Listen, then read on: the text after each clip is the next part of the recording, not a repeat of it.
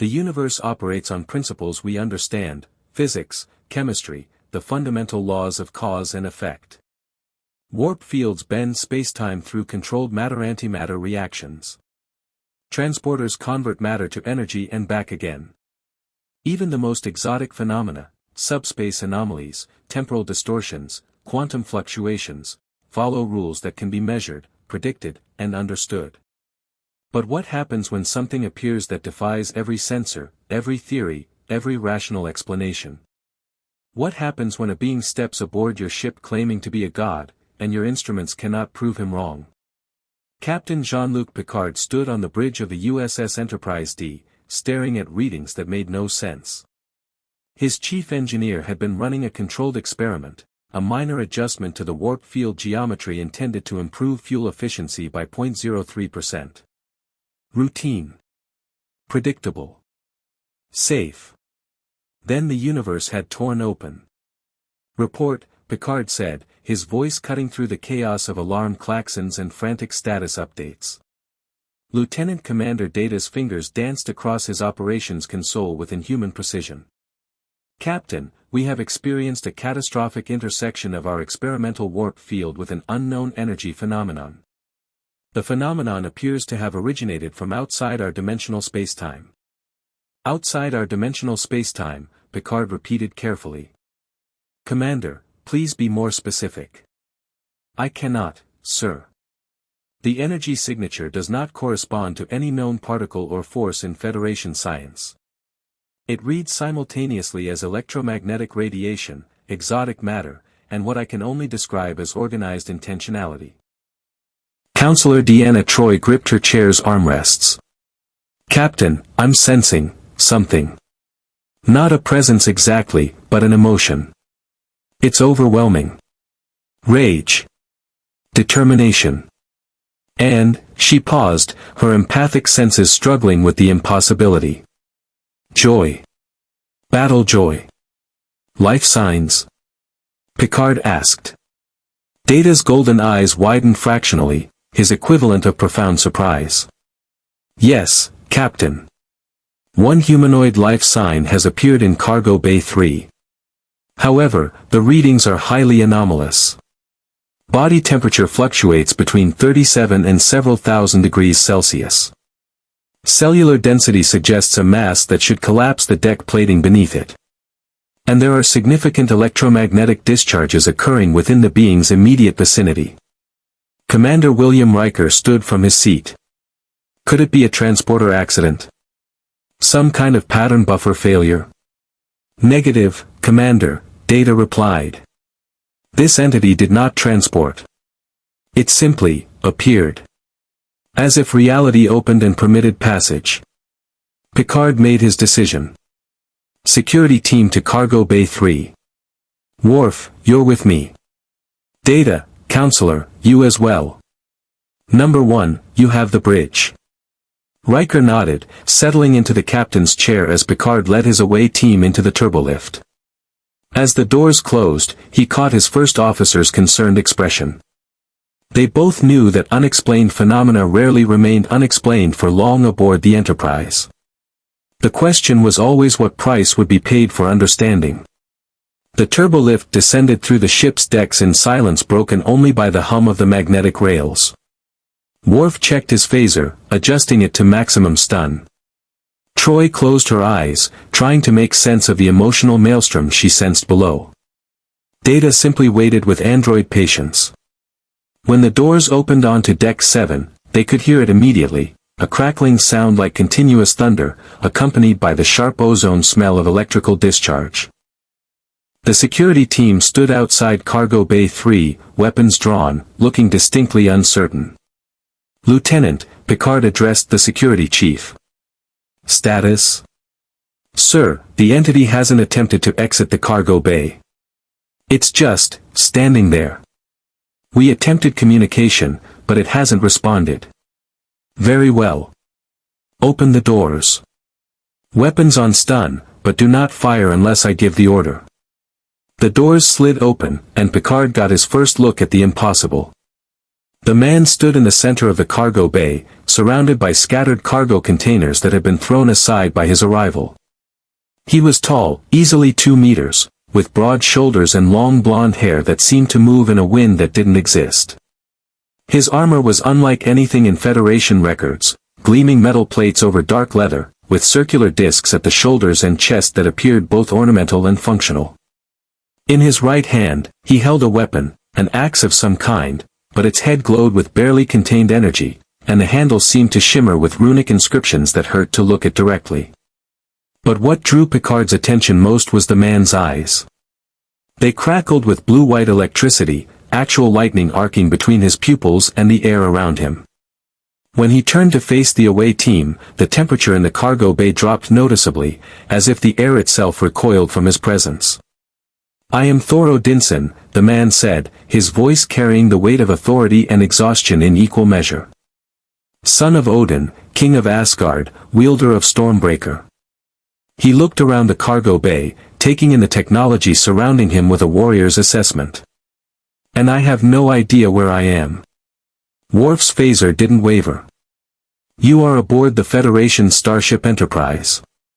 You will lower your weapon and—" "I think not," Thor interrupted, but there was no malice in his tone. "I've found that keeping one's weapon ready is generally wise when arriving somewhere unexpected. No offense intended to you, warrior. I recognize a soldier when I see one." Picard stepped forward slowly, hands visible and empty. "I am Captain Jean-Luc Picard. This is Lieutenant Commander Data, Lieutenant Worf, and Counselor Troy. You say you are Thor, son of Odin. Those names suggest Norse mythology," Thor finished. "Yes, I'm familiar with the confusion. Your people knew of Asgard once, long ago. We visited your world, and you made stories of us. Gods and monsters, yes. Except we're not gods. We're just, very, very old. And very hard to kill." Data tilted his head. "Fascinating. You claim to be the inspiration for Earth mythological figures dating back over 1,000 years. Longer than that, Golden Man. Much longer." Thor's expression darkened. "But mythology suggests we're gone, doesn't it? Stories from a dead past. Which means I'm much further from home than I thought." Troy stepped forward carefully. "I sense no deception from you. You believe what you're saying. But I also sense great loss. And fear, not for yourself, but for others." Thor's jaw clenched. "I was in battle. My people, what remains of them, were under attack. I was using the Bifrost to evacuate refugees when something went wrong. There was an explosion, and the bridge between worlds shattered. I felt myself falling through everything.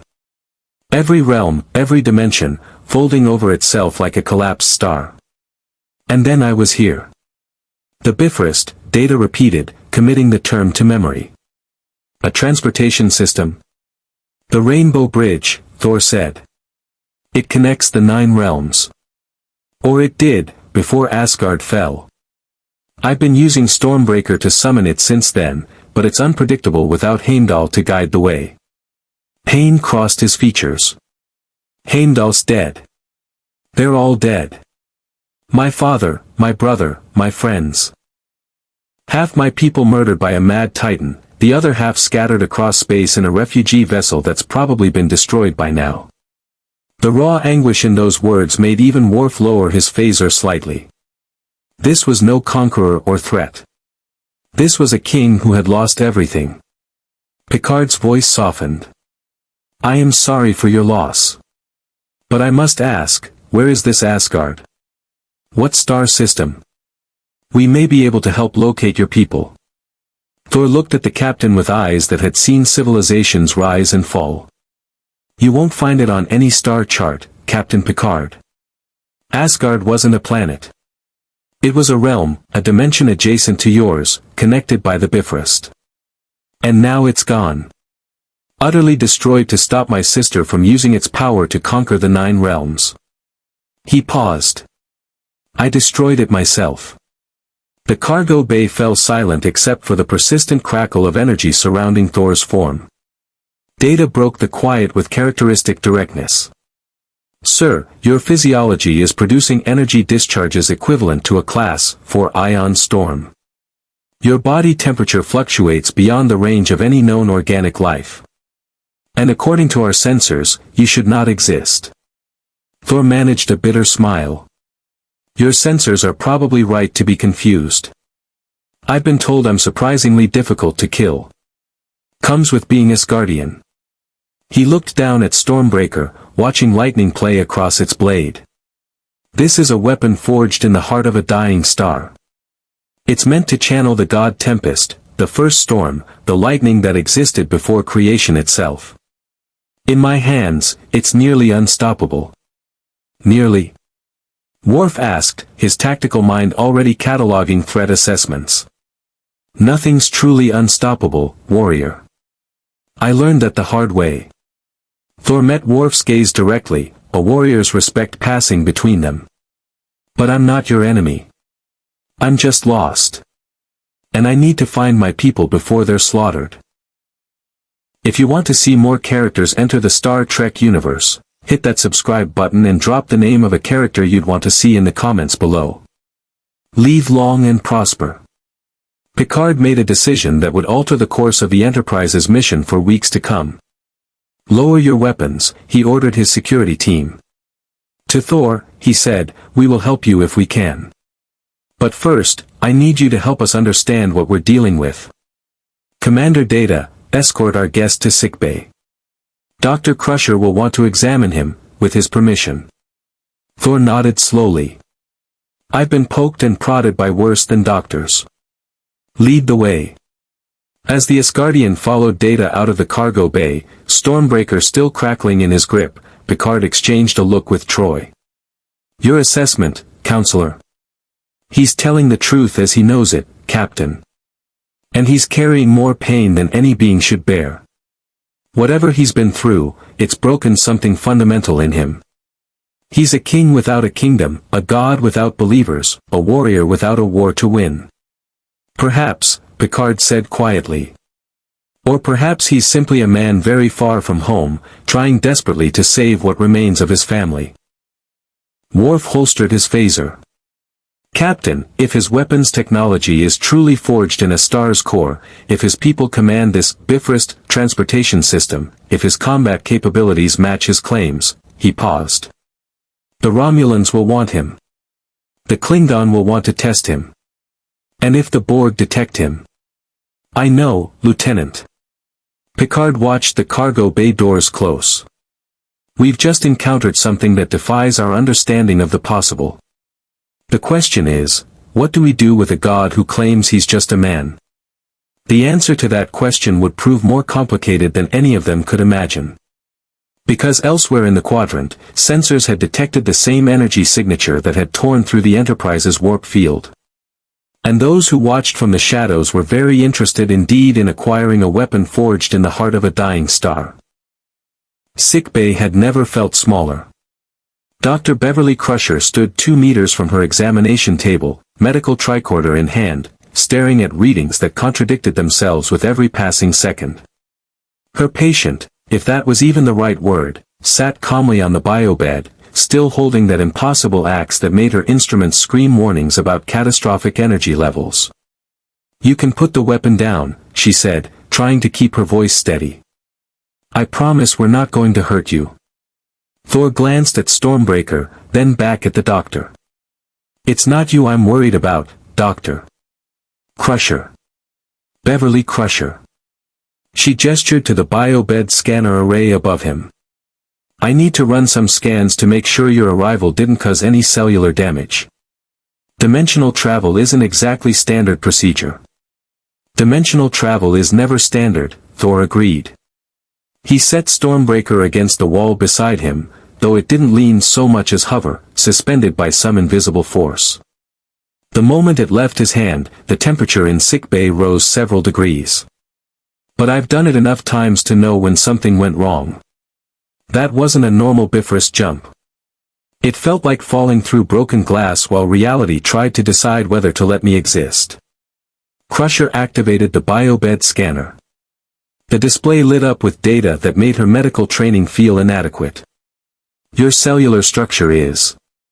I don't even know how to describe this. Your cells are incredibly dense, your bone structure could withstand impacts that would shatter titanium, and your cardiovascular system is pumping blood at a pressure that should cause immediate stroke. She looked up at him. You should be dead. Several times over. I've been told that before, Thor said dryly. Usually right before I proved them wrong. Data stood nearby, his positronic brain processing information at speeds that would overwhelm organic minds. Doctor, I believe what we are observing is a form of exotic matter that does not conform to standard physical laws. Thor's biology may operate on principles that predate current universal constants. Predate? Crusher repeated. Commander, that's impossible. Universal constants are universal. They don't change. They did once, Thor interjected quietly. Both officers turned to look at him. Before the Big Bang, before your universe expanded into what it is now, there was something else. The ancient forces, the fundamental energies that existed in the void before creation. The Asgardians learned to harness some of those forces. We're not bound by the same rules that govern your physics because we're older than those rules. The doors to sickbay opened, and Captain Picard entered with Counselor Troy. How is our guest, Doctor? Alive, which is scientifically improbable, Crusher said.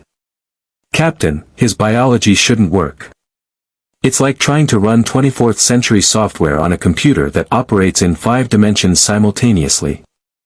Picard approached the biobed carefully. Thor, I've been reviewing what little historical data we have on Norse mythology. According to Earth legends, your people visited our world approximately 1,000 years ago. Is that accurate? More or less, Thor confirmed. We stopped coming to Midgard, Earth, after your people developed beyond needing our protection. The Bifrost was closed to prevent interference. My father believed you deserved to find your own path. He paused. Looks like you managed it well enough. Traveling between stars, building ships that can bend space itself. Odin would be impressed. Your father, Troy said gently, sitting in a nearby chair. You mentioned he was dead. If you're comfortable talking about it, what happened to Asgard? Thor's expression hardened, but not with anger, with the weight of impossible choices made in desperate moments. My sister happened. Hela, goddess of death, firstborn of Odin and rightful heir to the throne. My father imprisoned her thousands of years ago when she became too ambitious, too bloodthirsty. When he died, the spell holding her broke. She returned and slaughtered everyone who opposed her, including my closest friends. His hands clenched. She was too powerful. Drawing strength from Asgard itself, she couldn't be defeated while the realm existed. So I summoned Surtur, an ancient fire demon, and let him destroy everything. Ragnarok, the end of all things. I saved my people by letting our home die. The silence in sickbay was profound. Even Data seemed to process that information with something approaching solemnity. And then? Picard asked quietly. Then we were refugees on a ship, heading for Earth, your Earth, hoping to rebuild. But Thanos found us. A mad titan who believed the universe needed balance through genocide. He killed half my people, took the space stone we'd been protecting, and left us drifting in the void. Thor's voice cracked slightly. My brother Loki died buying us time to escape. Heimdall, guardian of the Bifrost, died sending our champion away to warn Earth. And I failed to stop any of it. Troy felt tears forming. The guilt, the survivor's burden, the crushing weight of leadership that had failed, it radiated from Thor in waves that threatened to overwhelm her empathic senses. You did everything you could. Did I? Thor looked at his hands, watching electricity dance between his fingers. I'm the god of thunder, counselor. I wield a weapon that can kill almost anything in creation. And I couldn't save my people when they needed me most. Couldn't save my brother. Couldn't stop Thanos. So I used the Bifrost to find him, to end him, and something went wrong. The bridge shattered, and I ended up here. Wherever here is. Picard exchanged glances with his officers. They were beginning to understand the magnitude of what had appeared on their ship, not just a powerful being, but a traumatized king carrying the weight of civilizational collapse. Here, Picard said carefully, is the United Federation of Planets. An alliance of over 150 worlds dedicated to peaceful exploration, scientific advancement, and mutual cooperation. We explore the galaxy not to conquer, but to understand. We operate under a principle called the Prime Directive, which forbids us from interfering in the natural development of less advanced civilizations. Thor raised an eyebrow. Non-interference. My father would have liked that philosophy. He spent centuries trying to teach it to me. A bitter smile. Took losing everything for the lesson to stick. Our sensors detected your arrival from significant distance, Data added. It is likely that other vessels in the sector also detected the phenomenon. The Romulans maintain surveillance along this border region, and they are notably aggressive in acquiring advanced technology. Romulans, Thor repeated. Let me guess, Empire, military expansion, not particularly friendly. An astute assessment, Picard confirmed. We are currently near the neutral zone, a buffer region between Federation and Romulan space. If they detected your energy signature. The red alert klaxon cut him off. Riker's voice came over the comm system with urgent calm. Captain to the bridge. We have a situation. Picard tapped his comm badge. On my way. Report. Sir, we're being hailed by a Romulan warbird that just decloaked off our port bow. They're demanding we hand over the dimensional anomaly we recovered, or they'll consider it an act of aggression against the Romulan Star Empire. Thor stood from the bio bed, retrieving Stormbreaker in one fluid motion. The axe hummed with power, responding to his emotional state. Sounds like someone wants a fight. No, Picard said firmly. We do not engage Romulan vessels without cause. This is a diplomatic situation. Captain, Worf's voice came through the comm, tense. The warbird is charging weapons. They're demanding an immediate response. Thor looked at Picard with eyes that had seen too many battles, too many wars. Captain, I don't know your Romulans. But I know what happens when someone demands possession of a weapon. They don't ask nicely after the first refusal. He's right, Crusher said reluctantly. Romulans don't bluff. If they think Thor is a weapon they can use. I'm not a weapon, Thor interrupted, his voice carrying an edge of lightning. I'm a person. A king.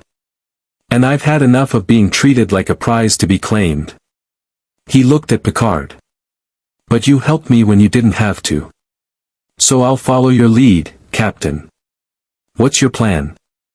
Picard appreciated the gesture. A god deferring to mortal authority was not something he'd expected. We talk. Diplomacy has resolved conflicts that war could not. And if talking doesn't work? The captain's expression hardened slightly. Then we'll deal with that circumstance if it arises. Data, counselor, with me. Thor, I must ask you to remain here until. Not a chance, Thor said, but there was respect in his refusal. I won't hide while others fight on my behalf. Besides, if these Romulans want to see what they're dealing with, better they understand from the start. Picard considered arguing but recognized the futility. This was a warrior king, not a prisoner. Very well. But please, let me do the talking. They left sickbay together, heading for the bridge. As they walked, Thor noticed the crew members they passed, some staring openly, others pretending not to notice the armored giant carrying a weapon that crackled with barely contained storms. Your people, Thor observed. They're not all human. I see different species working together. The Federation encompasses many worlds, Picard explained as they entered the turbolift. Humans, Vulcans, Andorians, Tellarites, and dozens more. We've learned that diversity is strength. Asgard protected 9 realms, Thor said quietly. All different, all unique. We failed them. He looked at Picard. Don't fail yours, Captain. The turbolift doors opened onto the bridge, and every officer turned to see the Asgardian step into view. Riker stood from the captain's chair, his eyes widening slightly at Thor's presence. Captain, the warbird is holding position. They're waiting for a response. On screen, Picard ordered, settling into his command chair. Thor stood beside him, Stormbreaker held casually but ready. The view screen flickered to life, revealing a Romulan bridge. The commander was a woman with sharp features and sharper eyes, wearing the uniform of a senior officer. Her gaze fixed immediately on Thor, and something like hunger flashed across her face. I am Commander Talia of the warbird Delveth, she said in a voice like silk over steel.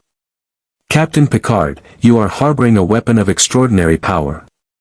Surrender it to the Romulan Star Empire, or be destroyed for violating our territorial sovereignty. We are in Federation space, Picard replied calmly. And the being you refer to is not a weapon, but a guest. Talia's eyes never left Thor. A guest who arrived via an energy discharge that registered across half the quadrant. Our scientists calculate that power source could revolutionize warp technology, enhance weapons systems, or provide breakthroughs in defensive shields. She smiled coldly. You will surrender the anomaly, Captain. One way or another. Thor stepped forward, and every Romulan on the screen tensed. I am Thor Odinson of Asgard, he said, his voice carrying the authority of a king. I'm nobody's weapon. I'm nobody's property. And I'm getting really tired of being threatened. Lightning arced across his eyes, and Stormbreaker's glow intensified.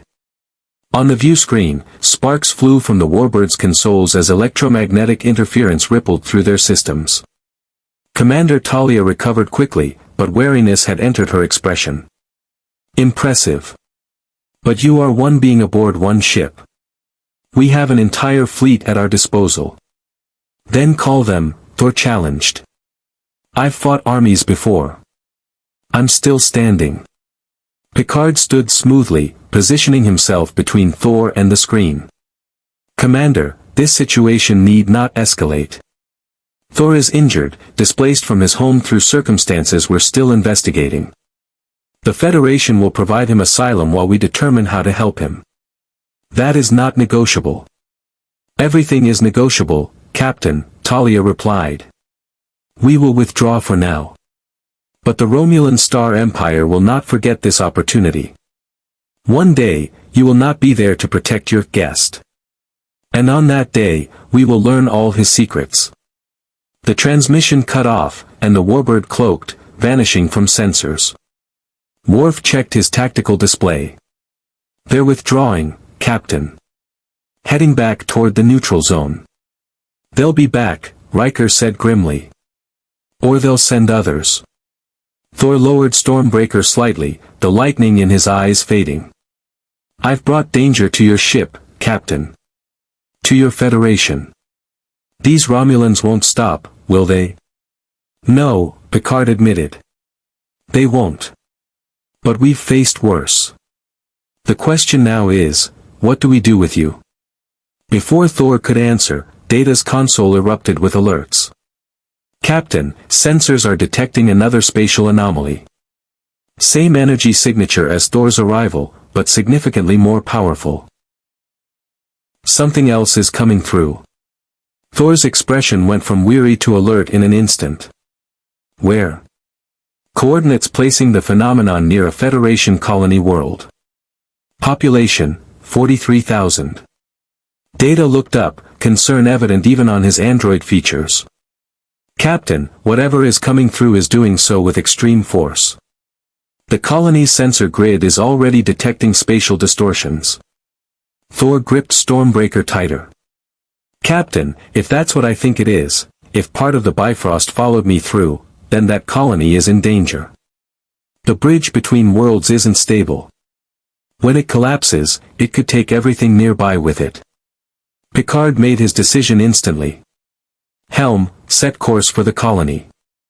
Maximum warp. Yellow alert. To Thor, he said, "Can you stop it?" "I can try," Thor said. "But Captain, if the Bifrost is truly fracturing, if the dimensional barriers are breaking down," he met Picard's eyes. "Everything I've lost, all the destruction I've caused, it might be following me here.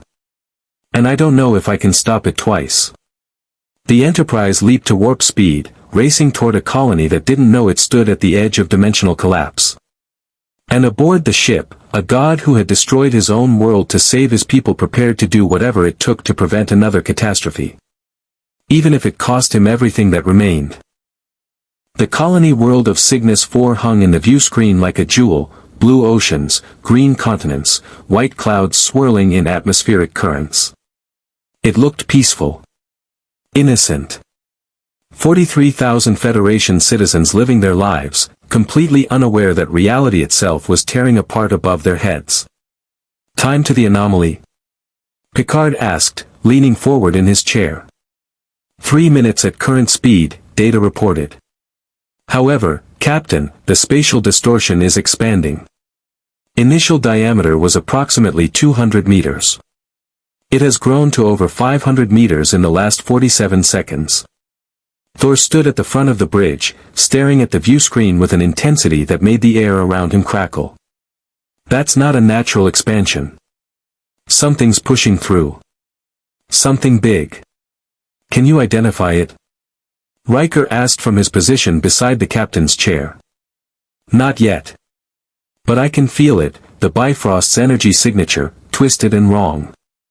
Like a bone broken and healed incorrectly." Thor's grip on Stormbreaker tightened. "When I used the Bifrost to chase Thanos, I pushed it beyond its limits. The bridge between worlds wasn't meant to pierce dimensions that way. I might have fractured something fundamental." Troy stood near her station, her face pale. "Captain, I'm sensing something through the distortion. Not thoughts exactly, but intent. Hunger. And rage. Whatever's coming through isn't coming peacefully." "Tactical analysis, Mr. Worf," Picard ordered. The Klingon worked his console with practiced efficiency. "The energy signature matches Thor's arrival, but magnified by a factor of 12. Recommend shields at maximum and weapons armed. If this entity proves hostile." "It won't matter," Thor interrupted. "Your weapons won't stop what I think is coming. Not if I'm right about what followed me through the dimensional collapse." "Then what do you suggest?" Picard asked, his tone sharp but not unkind. Every second mattered now. Thor turned to face the captain, and for a moment, the full weight of his existence, thousands of years of battle, loss, and desperate last stands, showed in his expression. "Get the colony evacuated. Now. Everyone who can be beamed to your ship or to orbital stations. And prepare for something your Federation has probably never encountered before." "Captain," Data said urgently, "the anomaly is destabilizing. Massive energy discharge imminent." "All hands, red alert," Picard commanded. "Transporter rooms, begin emergency evacuation of Cygnus 4 colony. Prioritize children and non-ambulatory civilians. Worf, shields up. Prepare to." The universe split open. On the view screen, the spatial distortion erupted in a cascade of rainbow light, but this wasn't the beautiful aurora of the Bifrost that legends described.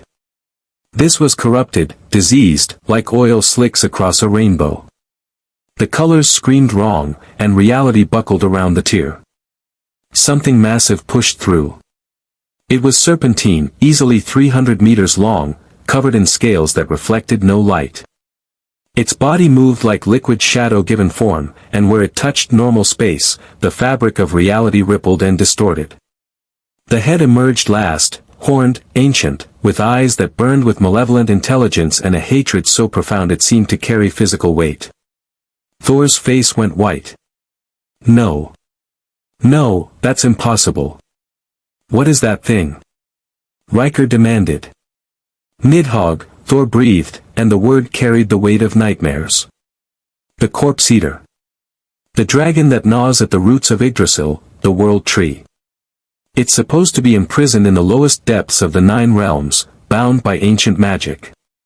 He looked at Picard with desperate eyes. I broke the realms. When I used the Bifrost to cross dimensions, I must have weakened the prisons. And when the bridge shattered, it created passages for things that should never be free.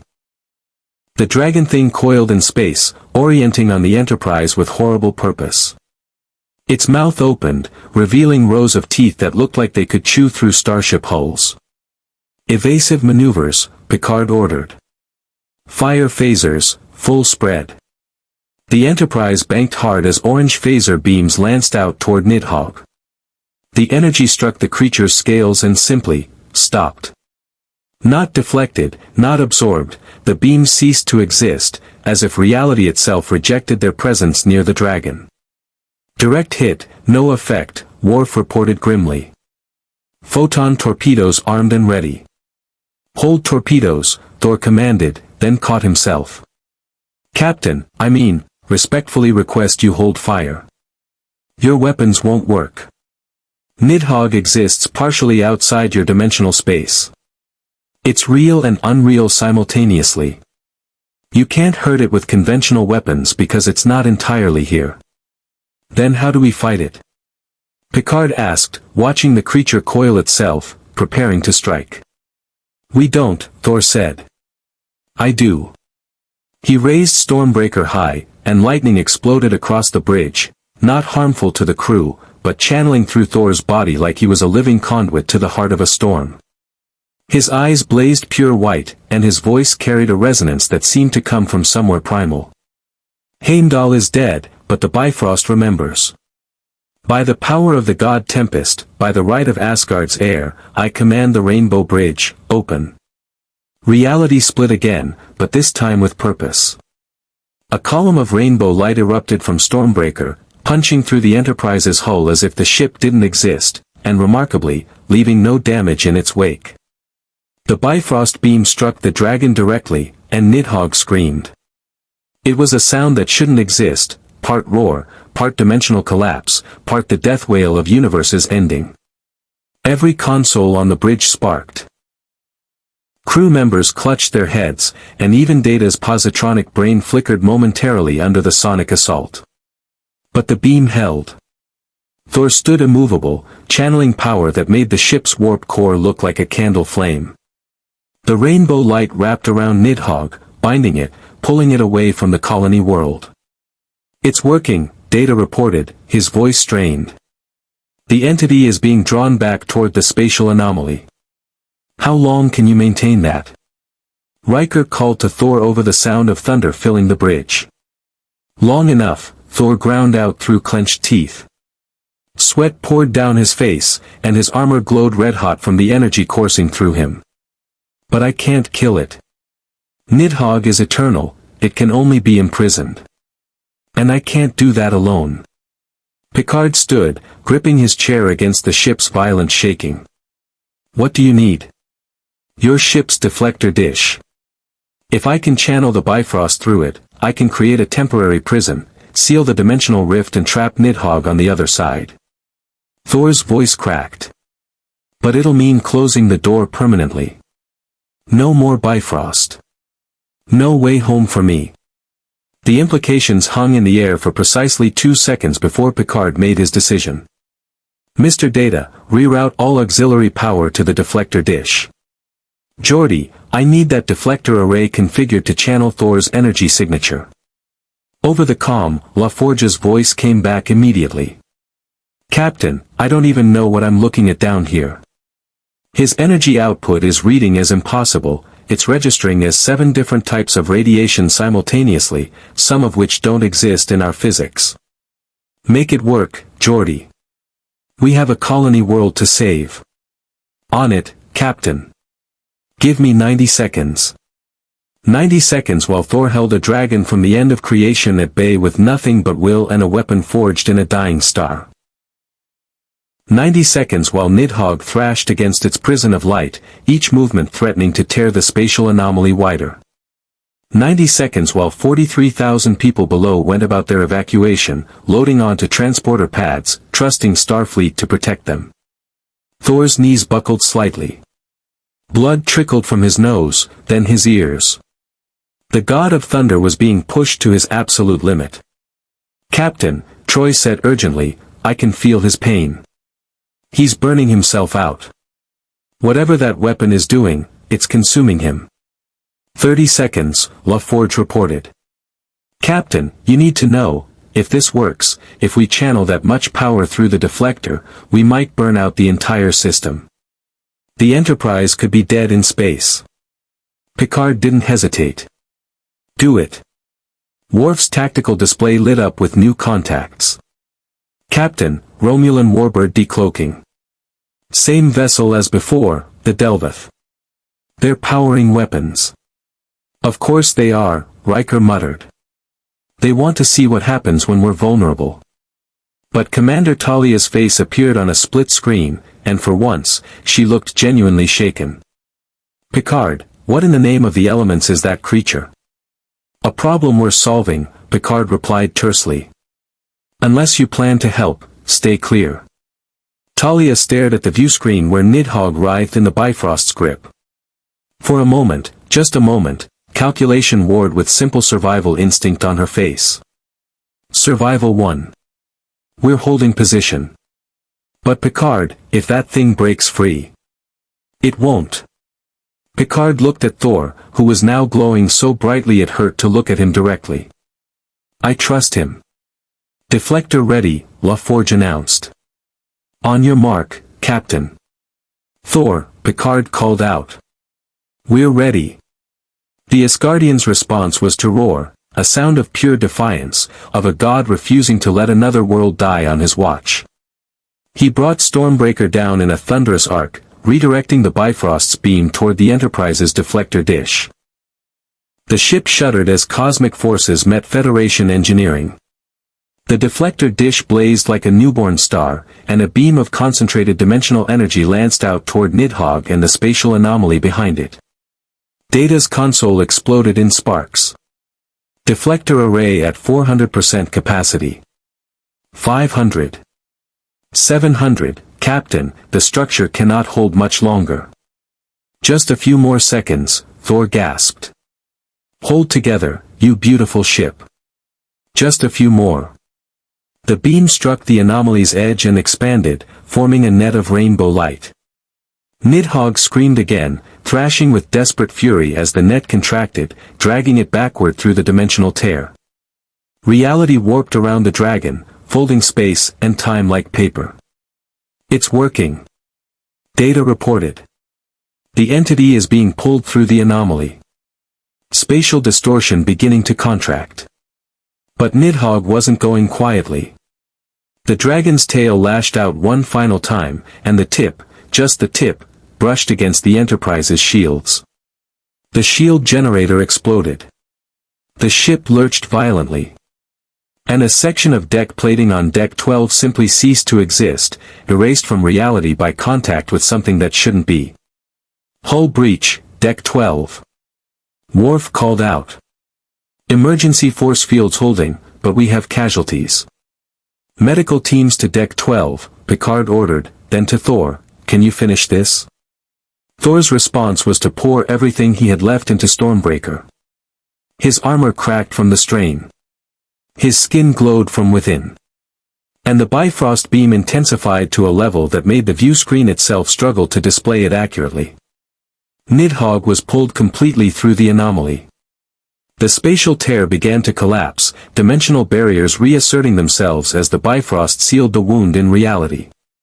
And then, with a sound like the universe taking a deep breath, it was over. The anomaly snapped shut. The rainbow light faded. And Thor collapsed to his knees, Stormbreaker clattering beside him as his hand finally lost the strength to hold it. Silence filled the bridge, the kind of silence that follows near apocalypse, when everyone is processing that they're still alive. Picard was the first to move, crossing to kneel beside Thor. "Are you injured?" The Asgardian looked up with eyes that no longer crackled with lightning, just exhaustion. "I'll live. Asgardians are hard to kill, remember?" He looked at Stormbreaker lying next to him. "But the Bifrost is gone. I can still summon it for short jumps, personal transportation maybe. But the bridge between realms is severed. I can't cross dimensions anymore. Can't go home." He laughed bitterly. "Not that I have a home to go back to." Data approached with his tricorder. "Captain, the spatial anomaly has completely closed. My readings indicate the dimensional barrier has been reinforced, almost as if reality itself learned from the experience and strengthened its defenses." "Then it's truly over?" Picard asked. "For now," Thor said, hauling himself to his feet with visible effort. "But Captain, you need to understand what just happened. I broke the 9 realms. When I shattered the Bifrost to stop Thanos, I weakened the prisons that hold things like Nidhogg. If one escaped, others might follow." He looked around the bridge at the faces staring at him, some in awe, some in fear, all in uncertainty. "I'm not just a displaced refugee, Captain Picard. I'm a walking dimensional breach. And I've brought my nightmares to your universe." Riker stood from where he'd been thrown during the battle. "Captain, recommend we conduct a full sensor sweep of the surrounding sectors. If more of these creatures are loose." "Agreed. Worf, coordinate with Starfleet Command. Send them everything we recorded about this incident." Picard stood, brushing debris from his uniform. "And get me damage reports. Geordi, how's the deflector array?" "Completely fried, Captain," LaForge's voice came back wearily. "We're lucky the whole dish didn't tear off the ship. I'll need at least 48 hours for repairs, maybe longer." "And Deck 12? Sickbay is handling casualties. Looks like 3 dead, 7 injured." Crusher's voice was tight with controlled grief. "Captain, whatever that creature touched, it didn't just kill them. It erased them. There's nothing left to treat, nothing to recover. They're just gone." Thor's expression crumpled. "More deaths. More people I couldn't save." "You saved 43,000, Picard said firmly. "You saved my ship and my crew. You faced something from your worst myths and stopped it. Those 3 deaths are tragic, but they would have been 43,000 without you." "The captain's right," Troy added gently. "I felt your determination, Thor. You nearly killed yourself to protect people you just met. That's not failure. That's heroism." The Romulan warbird was still visible on the view screen, holding position. Commander Talia's face appeared again, and this time, there was something almost like respect in her expression. "That was impressive, Captain. And unexpected." She looked directly at Thor. "Asgardian, I retract my earlier assessment. You are not a weapon to be acquired. You are a warrior worthy of respect." A pause. "But understand, the Romulan Star Empire will be watching. What happened here today will not go unreported." "Let them watch," Thor said quietly. "Let them all watch. Maybe if they see what I'm protecting this universe from, they'll understand why I can't leave." Talia's image flickered out, and the warbird cloaked once more. Picard turned to face his crew. "Stand down from Red Alert. Begin repairs and casualty assessment. Counselor, I want psychological evaluations for everyone who witnessed the entity. Seeing something like that can have lasting effects." As the crew began to move, returning to their stations and their duties, Picard gestured for Thor to follow him to the ready room. Inside the quieter space, the captain poured 2 glasses of something amber and offered one to Thor. "I don't know if Asgardians drink," Picard said. Thor took the glass with a ghost of a smile. "We invented drinking, Captain." "What is it?" "Saurian brandy.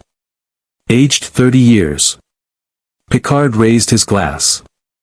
To those we couldn't save. To those we couldn't save, Thor echoed, and they drank. After a moment, Picard set down his glass and fixed Thor with the full weight of his command presence. You told me you brought your nightmares to our universe. How many more should we expect? I don't know, Thor admitted. The 9 realms held countless horrors, things locked away for good reason. Fire demons, ice giants, dark elves, things that predate names. Nidhogg was one of the worst, but not the worst. He met Picard's gaze. And if word spreads that I'm here, others will come looking. Not just creatures from my realm, but opportunists. Warriors seeking glory by defeating the god of thunder. Conquerors wanting to claim my power. I'm a beacon, Captain. And I'm afraid I've lit it in your universe. Picard considered this, his hands clasped behind his back as he stared out the window at the stars beyond. The Federation was founded on the principle that diversity is strength, that different peoples working together can overcome any challenge. We've faced the Borg, the Romulans, beings of pure energy, and entities that claim to be gods. One more challenge, even one as unique as you, is something we can handle. You have more faith in your Federation than I have in myself right now, Thor said. Perhaps, Picard allowed. But I've learned to trust in the potential of good people to rise to impossible circumstances. You destroyed your own world to save your people, Thor. You nearly killed yourself to save 43,000 strangers. That speaks to character. Or to desperation, Thor countered. Maybe I'm just trying to redeem myself for all the failures. Then we have that in common. Picard turned to face him. I've made decisions that haunt me, Thor. Every captain has. The question isn't whether we make mistakes, it's what we do afterward. Do we learn? Do we grow? Do we try to be better? Before Thor could respond, the comm chirped. Bridge to Captain Picard. Go ahead, number 1. Captain, we're receiving a transmission from Starfleet Command. Priority 1. Admiral Nechayev wants to speak with you immediately. And Sir, Riker paused. She specifically requested that Thor be present for the conversation. Picard and Thor exchanged glances. It seems, Picard said dryly, that your arrival has attracted attention at the highest levels. Starfleet wants answers. Let me guess, Thor said, setting down his glass. They want to know if I'm a threat, an asset, or something else entirely. Probably all 3. Picard moved toward the door. But Thor, I want you to know, whatever Starfleet decides, you have my support. You've proven yourself today. That matters. As they left the ready room and returned to the bridge, neither of them noticed the small device tucked into a maintenance panel, a Romulan listening device, recording everything. Commander Talia might have withdrawn her ship, but the Romulan Star Empire's interest in the Asgardian was far from over. And in the darkness between stars, in the wounded spaces where dimensions had been torn, other things were beginning to stir. Things that had felt the Bifrost's collapse and knew that the prisons were weakening. Nidhogg had been merely the first. Admiral Alina Nechayev's face on the viewscreen carried the expression of someone who had seen too many impossible situations and developed a permanent skepticism toward reality itself. Her gray hair was pulled back severely, her uniform immaculate, and her eyes held the calculating intelligence of a Starfleet officer who had survived decades of politics, war, and first contact scenarios that had gone spectacularly wrong. Captain Picard, she said without preamble. I've reviewed your preliminary report on the incident at Cygnus 4. A spatial anomaly, a creature from another dimension, and an individual claiming to be a Norse god wielding a weapon that nearly destroyed your deflector array. She paused. Under normal circumstances, I would assume you've been exposed to some sort of hallucinogenic compound. Unfortunately, 6 other Federation vessels detected the same phenomenon, and the Romulan Empire has already filed a formal protest claiming you're harboring a dangerous weapons platform. Admiral, Picard began, I can assure you. I'm not finished, Captain. Nechayev's gaze shifted to Thor, who stood beside Picard's chair, Stormbreaker held loosely at his side. You. Identify yourself for the record. Thor straightened, and despite his exhaustion, he radiated the bearing of royalty. I am Thor Odinson, son of Odin Borson, king of Asgard, or what remains of it. Wielder of Stormbreaker, protector of the 9 realms, and apparently an unexpected guest in your universe. King, Nechayev repeated flatly. Captain Picard, you're telling me you've granted asylum to a foreign head of state without consulting Starfleet command? The situation developed rapidly, Admiral. Thor arrived through circumstances beyond anyone's control, immediately faced a crisis that threatened the Federation colony, and resolved that crisis at great personal cost. Picard's voice carried quiet steel. Under the circumstances, I made the decision any Starfleet captain would make. I offered assistance to someone in need. Nechayev's expression didn't soften, but something flickered in her eyes, perhaps approval, perhaps resignation. And what exactly are your intentions now, King Thor? Do you plan to establish diplomatic relations? Request Federation assistance in locating your people? Or are you simply passing through our space? Thor's jaw tightened. Admiral, I don't have intentions beyond trying not to cause more destruction. My people, those who survived, are somewhere in my home universe, if they're still alive at all. The dimensional bridge I used to travel between realms is broken. I can't go home. I can't help them. And worse, I've apparently weakened the barriers that kept ancient threats imprisoned. That dragon you detected? It won't be the last. So you're saying you've brought an invasion force to our doorstep, Nechayev said coldly. Not an invasion, Thor corrected. A prison break. And I'm the only one who knows how to put them back in their cells. Data stepped forward. Admiral, if I may. My analysis of the dimensional anomaly suggests that Thor's presence may actually be helping to stabilize local spacetime. His energy signature appears to have a reinforcing effect on dimensional barriers. Without him present, the anomaly at Cygnus 4 might have expanded uncontrollably. Or it might never have appeared at all, Nechayev countered. You're asking me to accept on faith that the cause of our problem is also our solution. I'm asking you to accept that I'm trying to fix what I broke, Thor said quietly. Admiral, I destroyed my own world to save my people from my sister. I failed to stop a Titan from murdering half my population. I've made catastrophic decisions and lived with their consequences. I'm not asking for trust one haven't earned. I'm asking for a chance to prevent more deaths. Nechayev studied him for a long moment. Captain Picard, your assessment. Picard didn't hesitate. Thor saved 43,000 lives today, Admiral.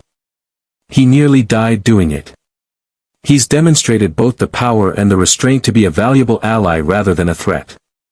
I recommend we extend Federation hospitality and work with him to address the dimensional instability he's described. And if he's wrong? If his presence attracts more of these creatures? If hostile powers decide to acquire him by force? Nechayev's questions were sharp, but not hostile. She was testing, evaluating. The Romulans have already shown interest. How long before the Klingon hear about a warrior who wields lightning?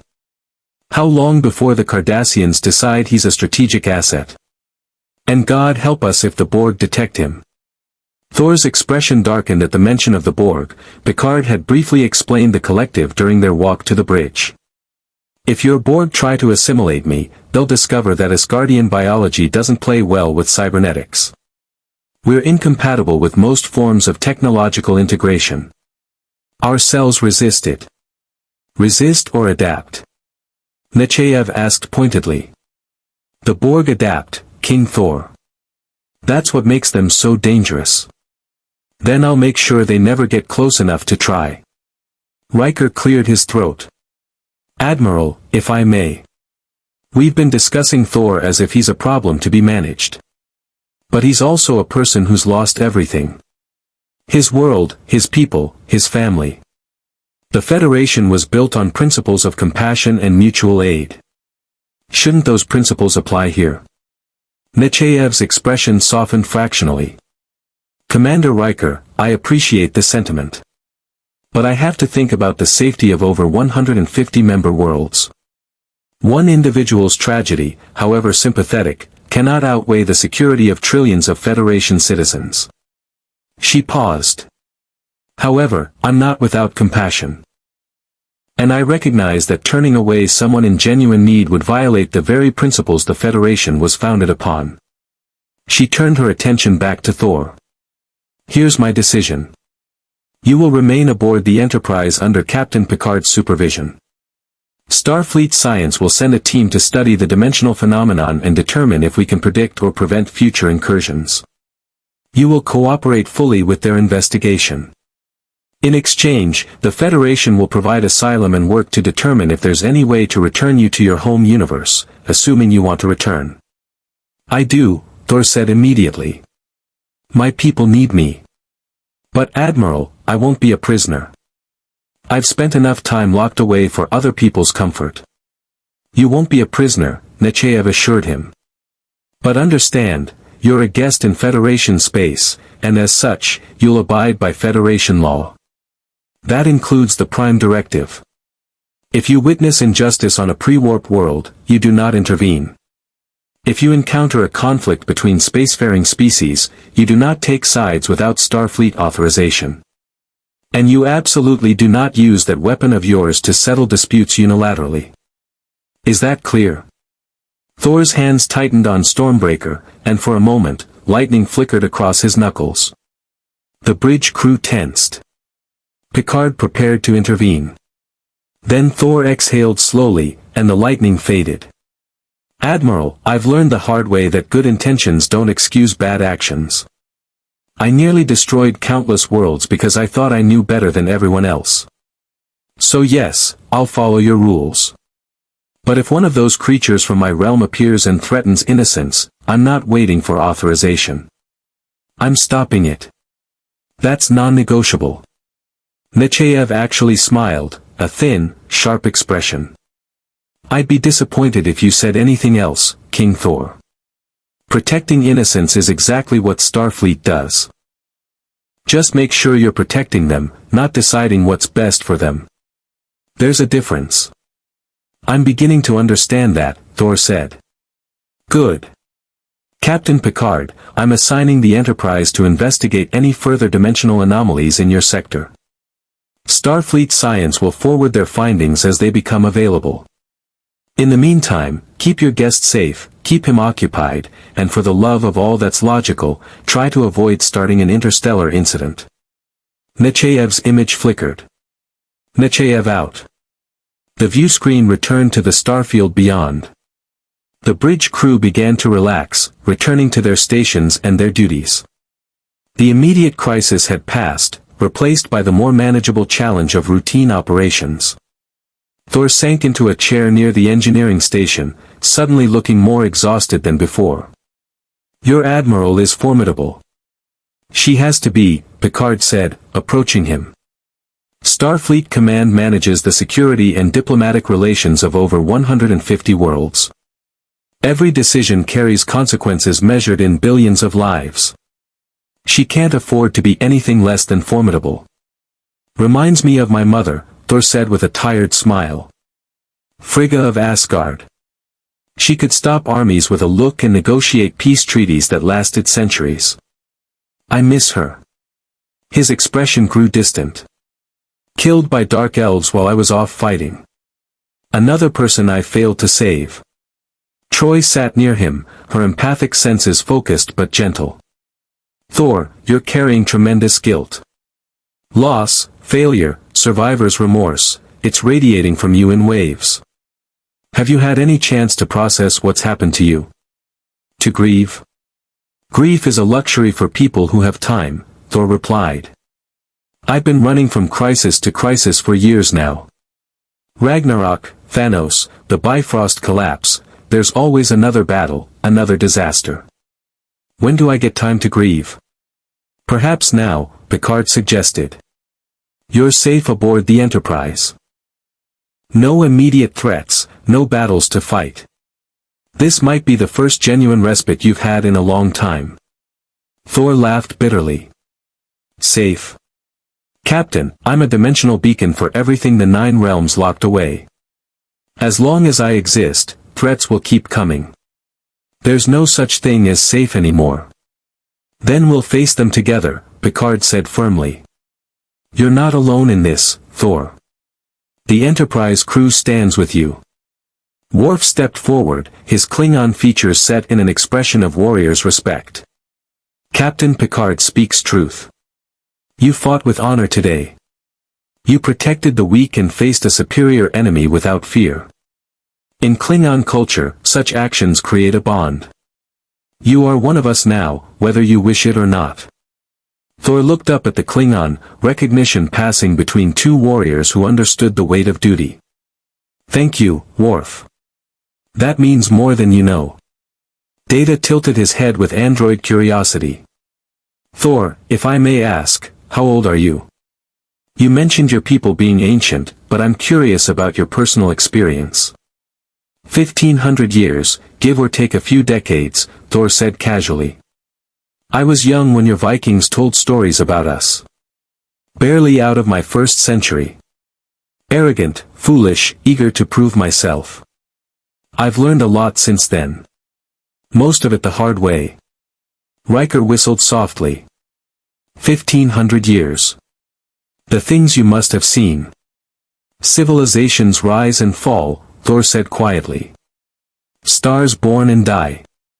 Friends age and pass while you remain. He searched for words.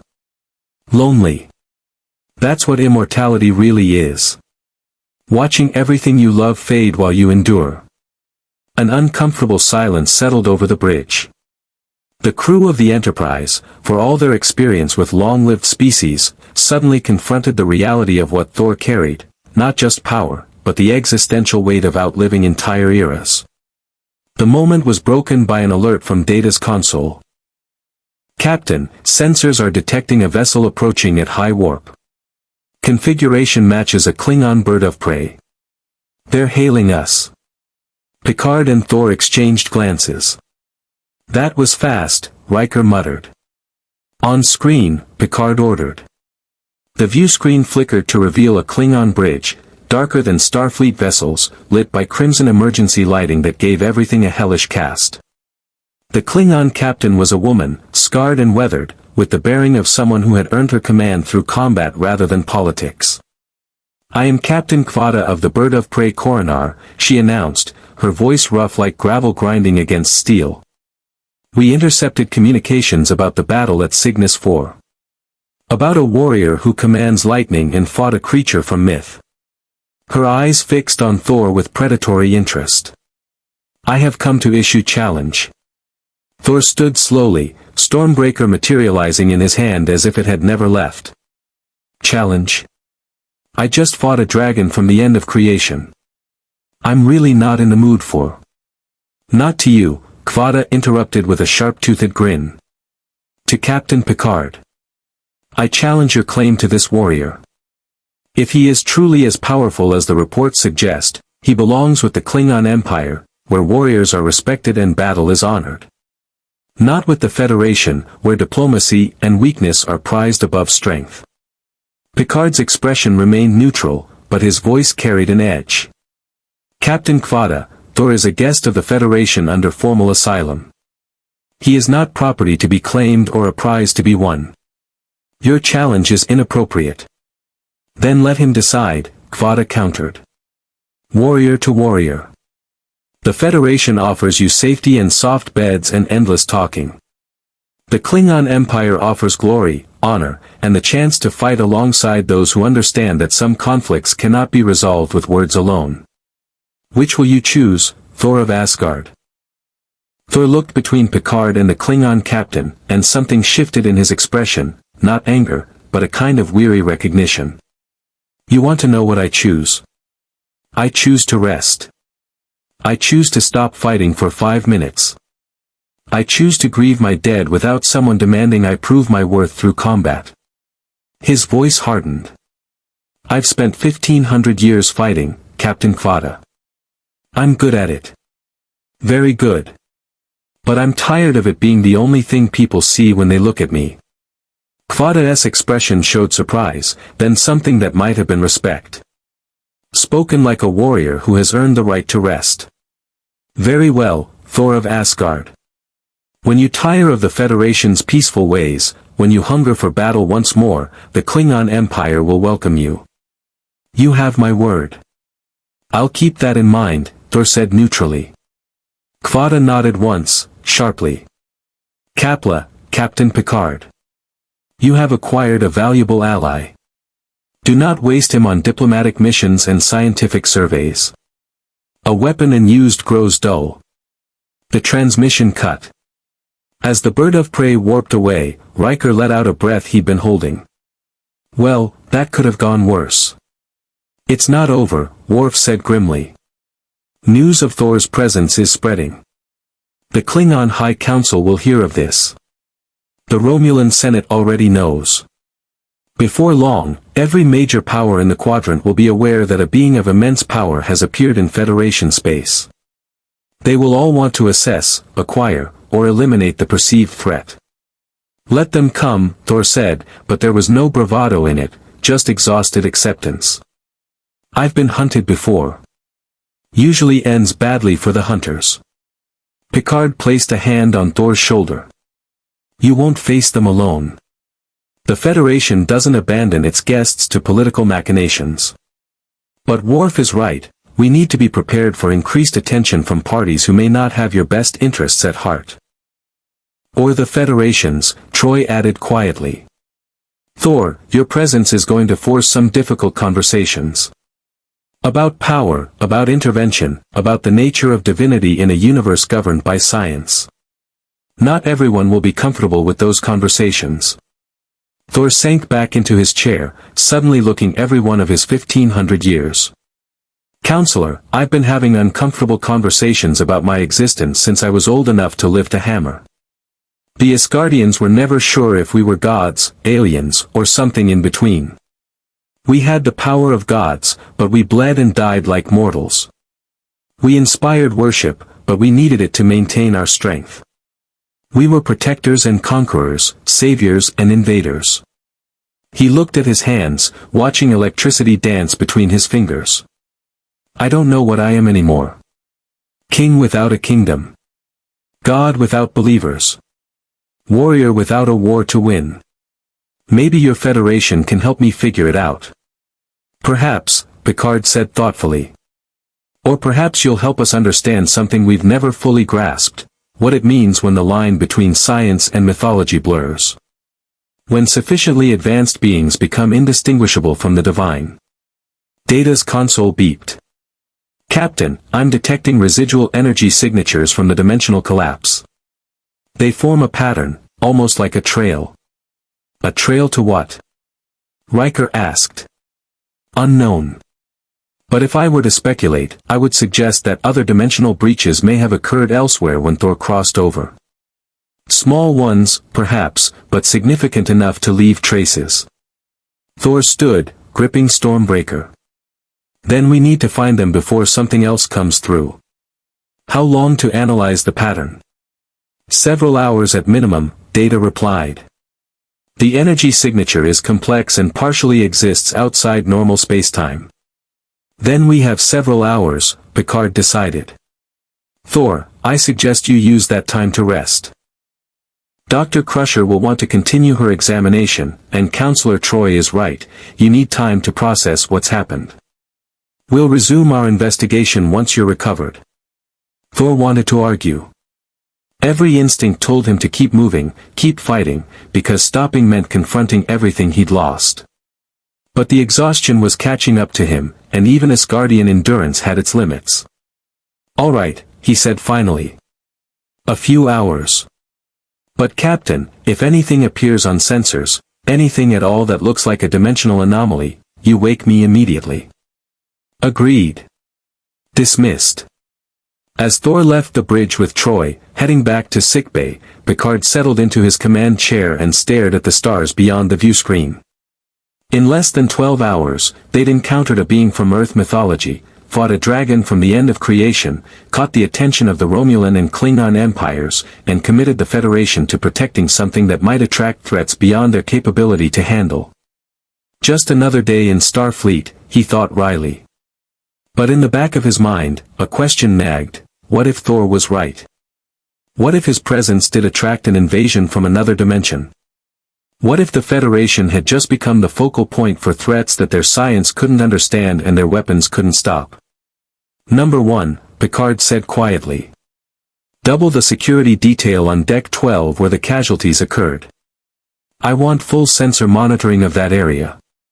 If dimensional barriers were weakened by contact with that creature, it might create a vulnerability in our hull.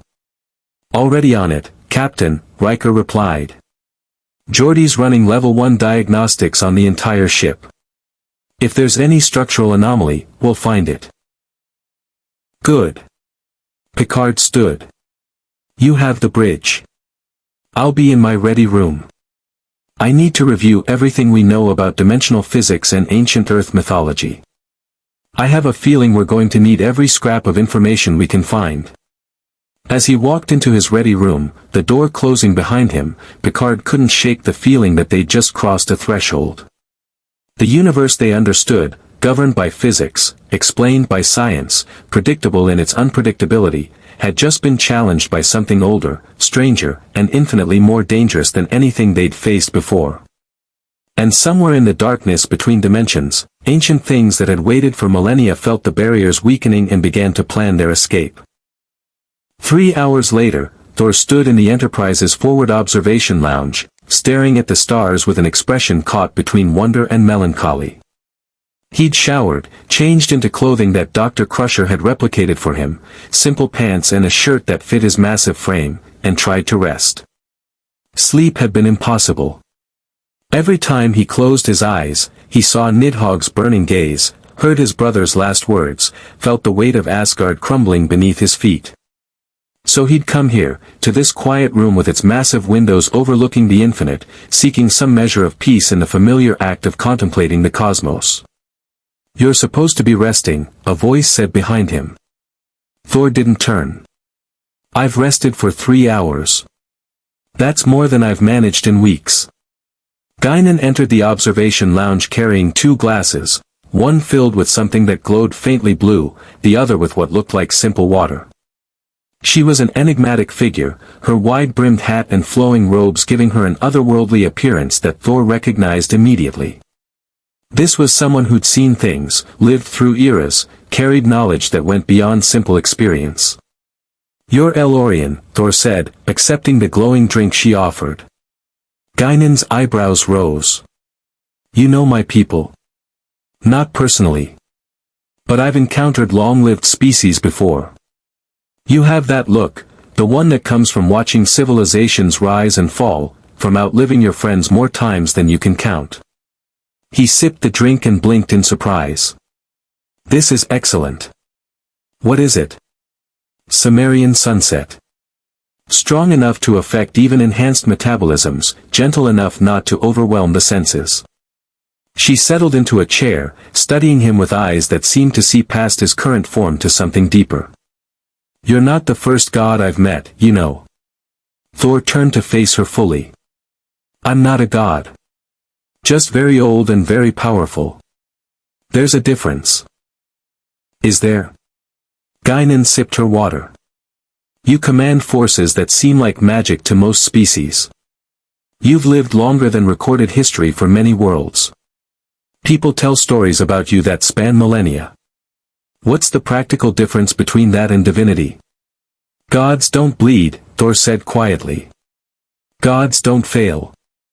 Gods don't watch their entire world burn because they couldn't find another way. He looked down at his hands. I'm just a person who lived long enough to make catastrophic mistakes. That's the most honest definition of divinity I've ever heard, Guinan said with a slight smile. The old gods of Earth, the ones people worshipped before they developed warp drive and joined the Federation, they all had the same problem. Immortality without wisdom. Power without understanding. Responsibility without the emotional capacity to handle it. She paused. But you're different. You've learned. That's rare. Thor sat heavily in the chair across from her. Learning came at a high cost. It always does. Guinan's expression grew distant. My people learned that lesson when the Borg came. We were scattered, nearly destroyed. I've spent centuries trying to make sense of what happened, why we survived when so many didn't. You ever find an answer to that question? Why you survived when others didn't? No, Thor admitted. I've asked myself that 1,000 times. Why did I survive when my friends died? When Heimdall sacrificed himself, when Loki threw himself between Thanos and our people, when thousands of Asgardians were murdered, why was I spared? What makes my life more valuable than theirs? Nothing, Guinan said simply. And everything. Your life isn't more valuable, Thor. But what you do with it might be. The question isn't why you survived. It's what you're going to do now that you have. Before Thor could respond, the ship's intercom activated. All senior staff to the bridge. We have a situation. Thor and Guinan exchanged glances, then moved quickly toward the door. As they entered the corridor, they nearly collided with Data, who was moving with unusual haste. Commander, what's happening? Thor asked. Sensors have detected a distress signal from a Federation science vessel, the USS Polaris, investigating spatial anomalies in the Korea sector.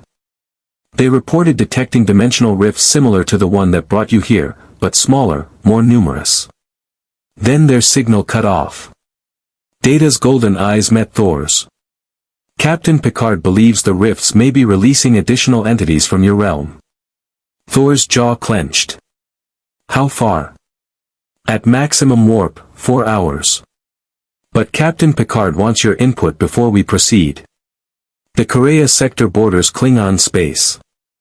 If we enter without proper authorization, then the Klingon will be the least of your problems, Thor finished. If creatures from the 9 realms are escaping through multiple rifts, we're not dealing with isolated incidents anymore. This is the beginning of something bigger. They arrived on the bridge to find the senior staff already assembled. Picard turned from a heated discussion with Worf, his expression grim. Thor. Good. We need your expertise. He gestured to the view screen, which displayed a star chart with multiple red indicators. Data has been analyzing the energy signatures from your arrival and the Nidhogg incident. He's discovered something disturbing. Data took over, manipulating the display. The dimensional collapse Thor caused when he crossed into our universe created what I can only describe as stress fractures in the fabric of spacetime. These fractures are small, too small to permit large entities to cross. However, they are numerous. The display zoomed out, revealing dozens of red markers scattered across several sectors. I calculate approximately 47 distinct weak points in dimensional barriers within a radius of 20 light-years. 47, Thor repeated, his face going pale. That's worse than I thought. It gets worse, Riker added grimly. 3 of those weak points are in or near populated systems. 2 Federation colonies, 1 Klingon mining operation. If something comes through near those locations, then we have civilian casualties and a potential diplomatic incident with the Klingon Empire, Picard finished. He turned to Thor.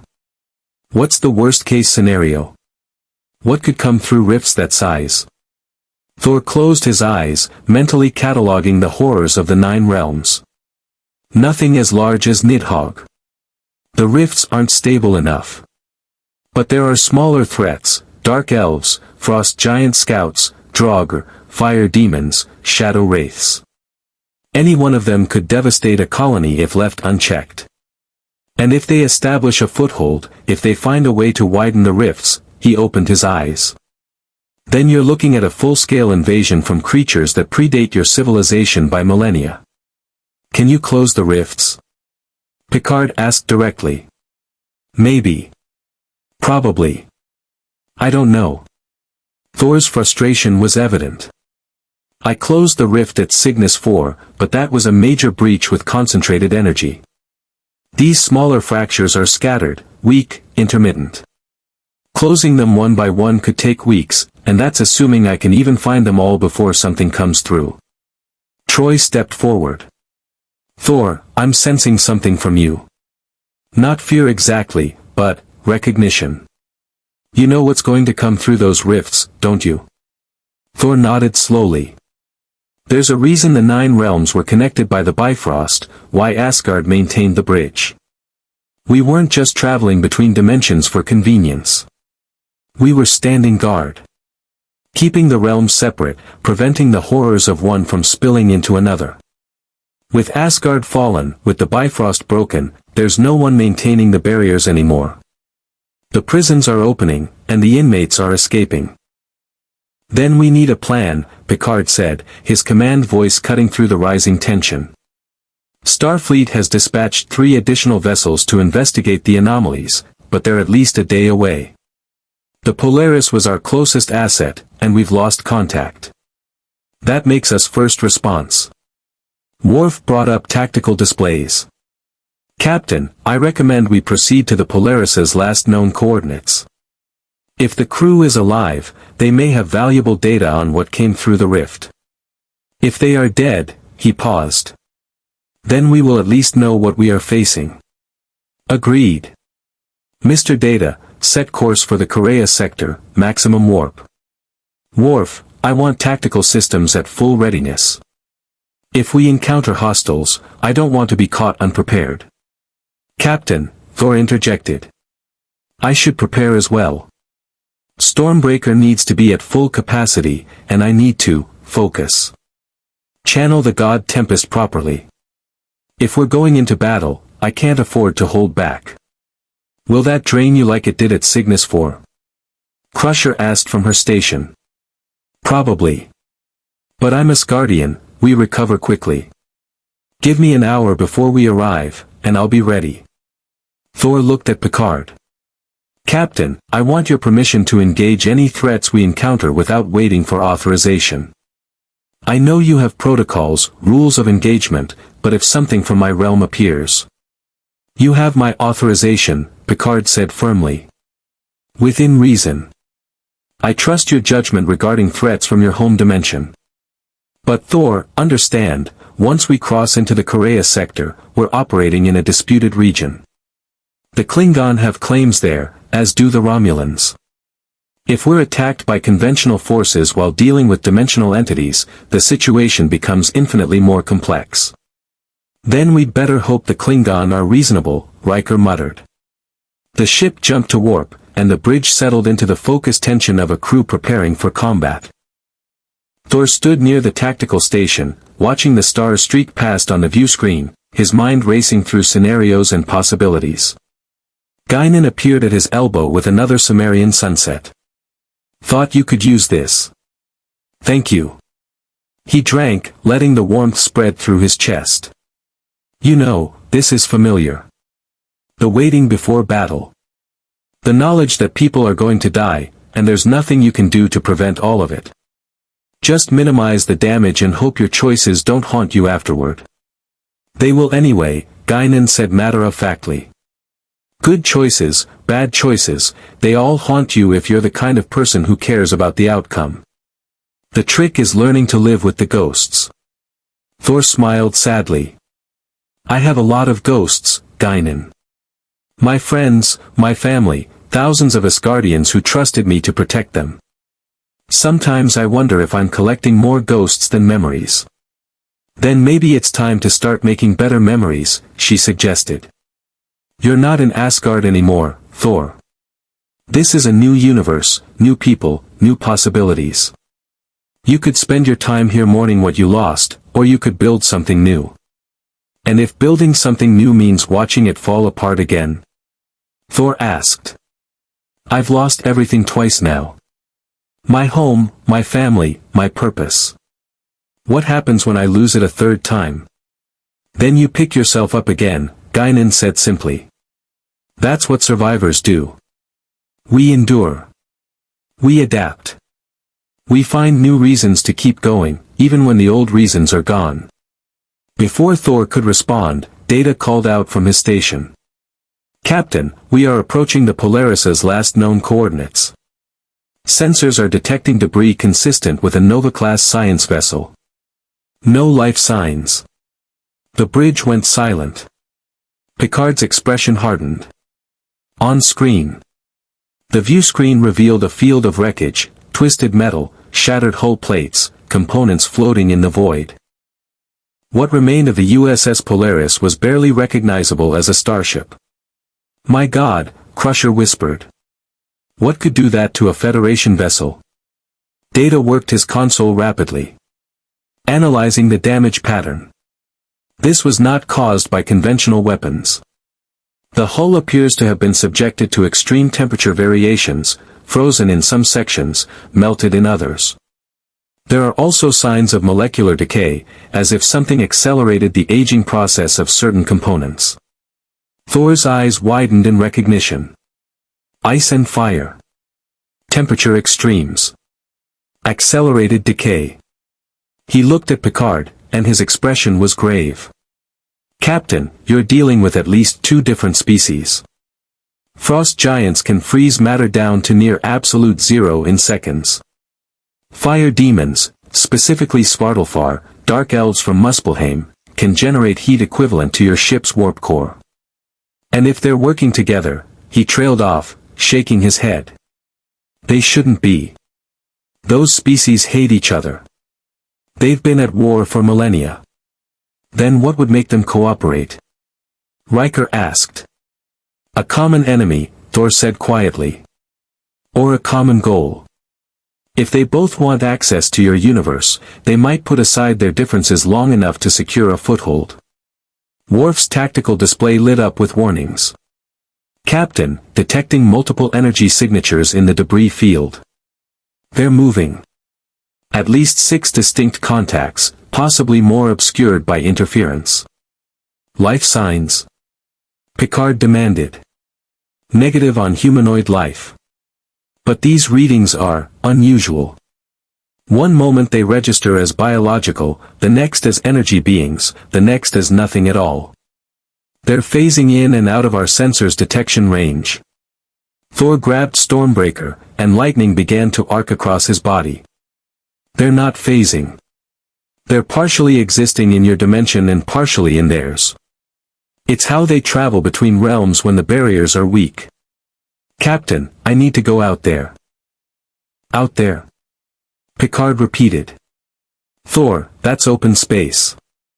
Even with your physiology. I'm Asgardian. I've survived the vacuum of space before. Not comfortably, but I can manage it long enough to fight." Thor looked at the debris field with grim determination. "And those things out there won't come to us willingly. They're ambush predators. They'll hide in the wreckage, picking off anyone you send to investigate, slowly widening the rifts until they can bring through reinforcements. I need to draw them out, force them to engage." "He's right," Worf said reluctantly.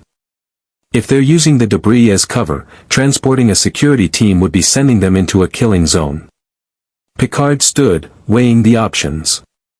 Sending Thor out alone was dangerous, but sending anyone else was likely suicide. "Very well. But Thor, you will wear a comm badge. The moment you encounter trouble, I'll signal. But Captain, when I do signal, you need to be ready to fire. These creatures are tough, but your ship's weapons should be able to hurt them if they're caught off guard." Thor moved toward the turbolift.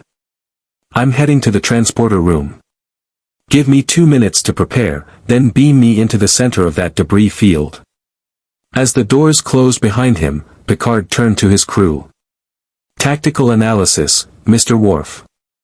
If Thor engages multiple hostiles, what's our optimal firing solution?" "Phasers set to maximum dispersal, rapid fire pattern. We'll need to avoid hitting Thor, but if we can saturate the area around him, we should be able to catch anything that materializes." Worf's fingers flew across his console. "Loading torpedo bays with full-yield quantum torpedoes. If these creatures prove more resilient than expected." "Captain," Data interrupted. "I'm detecting a quantum fluctuation in the debris field. Another rift is forming. And this one is larger than the others. How large? Picard asked, though he suspected he already knew the answer. Diameter approximately 50 meters and expanding. If this continues, it will be large enough to permit entities the size of the creature you designated as Nidhog. The bridge crew exchanged worried glances. They'd barely survived one encounter with a creature like that. Could they handle another?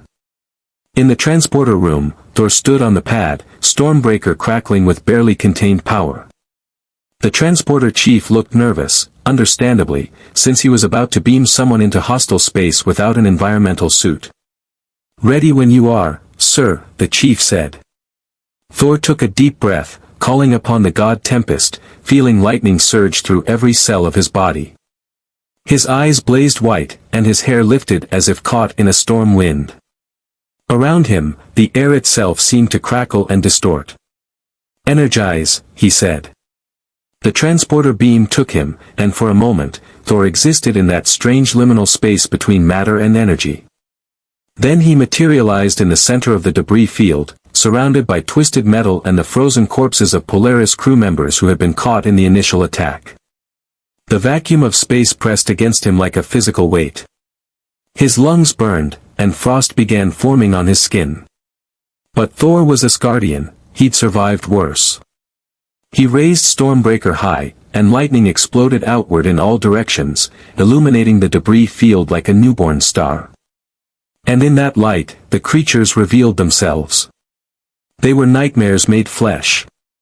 Some appeared as humanoid figures wrapped in eternal winter, their skin blue-white ice, their eyes burning with cold fire.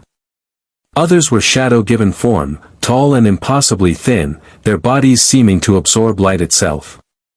And in the center of them all, crawling through the growing rift, came something that made even Thor hesitate. It was massive, at least 20 meters tall, with a body that seemed to be composed of living volcanic rock.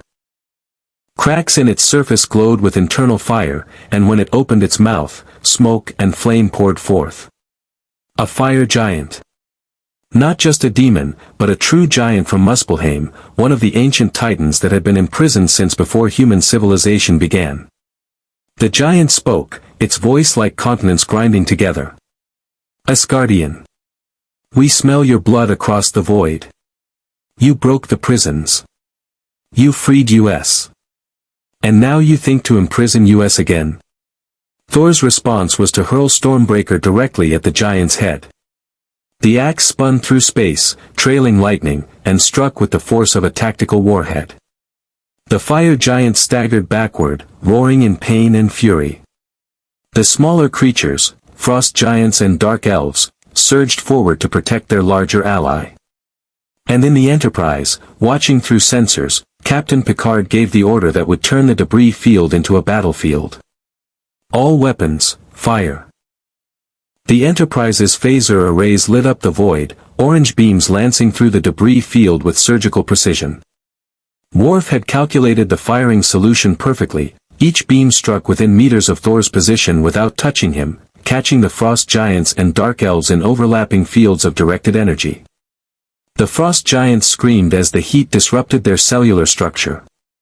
Ice cracked, superheated steam erupted from their bodies, and two of the smaller ones simply shattered under the assault. But the survivors adapted quickly, raising shields of frozen matter that deflected subsequent phaser strikes. The dark elves were harder to hit. They phased in and out of visibility, slipping between dimensions like ghosts. When the phasers touched them, they screamed, a sound that somehow transmitted through vacuum and made the Enterprise's crew clutch their heads in pain, but they didn't die. Instead, they scattered, seeking cover in the wreckage. And the fire giant simply absorbed the phaser energy, growing brighter and larger with each strike. "Cease fire," Picard commanded. "We're feeding it." Thor had already noticed. Stormbreaker returned to his hand, and he spun it in a wide arc, building momentum. Lightning gathered around him in a sphere, creating a pocket of breathable atmosphere through sheer electromagnetic force. It wouldn't last long, maybe 30 seconds, but it was enough. You cannot kill Surtur's kin with mortal weapons, the fire giant roared, advancing through the debris. We are older than your stars. We will consume this reality as we consumed others. Thor released Stormbreaker again, but this time he channeled the god Tempest through it, not just lightning, but the fundamental storm that existed before creation itself. The axe became a comet of pure energy, and when it struck the fire giant's chest, the creature's triumphant roar became a scream of genuine agony. The impact drove the giant backward toward the rift, molten stone spraying from the wound. Thor summoned Stormbreaker back and launched himself after the creature, using the weapon's momentum to propel himself through vacuum like a missile. On the Enterprise bridge, Data watched the battle unfold with something approaching awe. Fascinating. Thor is generating a localized electromagnetic field that allows him to breathe in vacuum. The energy expenditure should be impossible for organic life to sustain, yet his cellular structure appears to be adapting in real time. Never mind the science lesson, Riker said tensely. Can he win? Unknown, Commander. The fire giant is drawing power from the dimensional rift. As long as it maintains a connection to its home realm, it may be effectively immortal in our space. Picard leaned forward. Then we need to close that rift. Mr. Worf, can we target it with photon torpedoes? Collapse the opening. Negative, Captain. The rift exists partially outside normal spacetime. Our torpedoes would pass through it without detonating.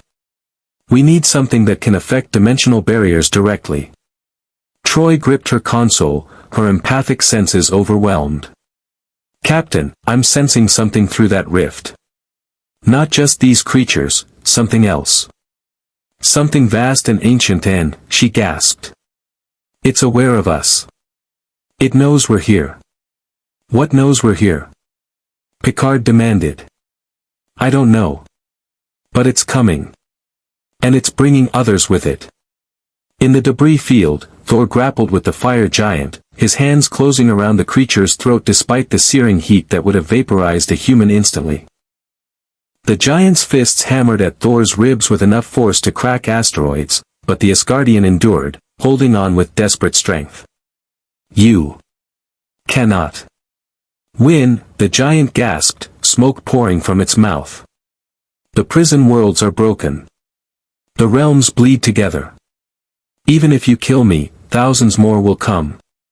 Then I'll kill them too, Thor growled, and drove Stormbreaker into the giant's chest cavity, where its molten heart blazed like a miniature sun.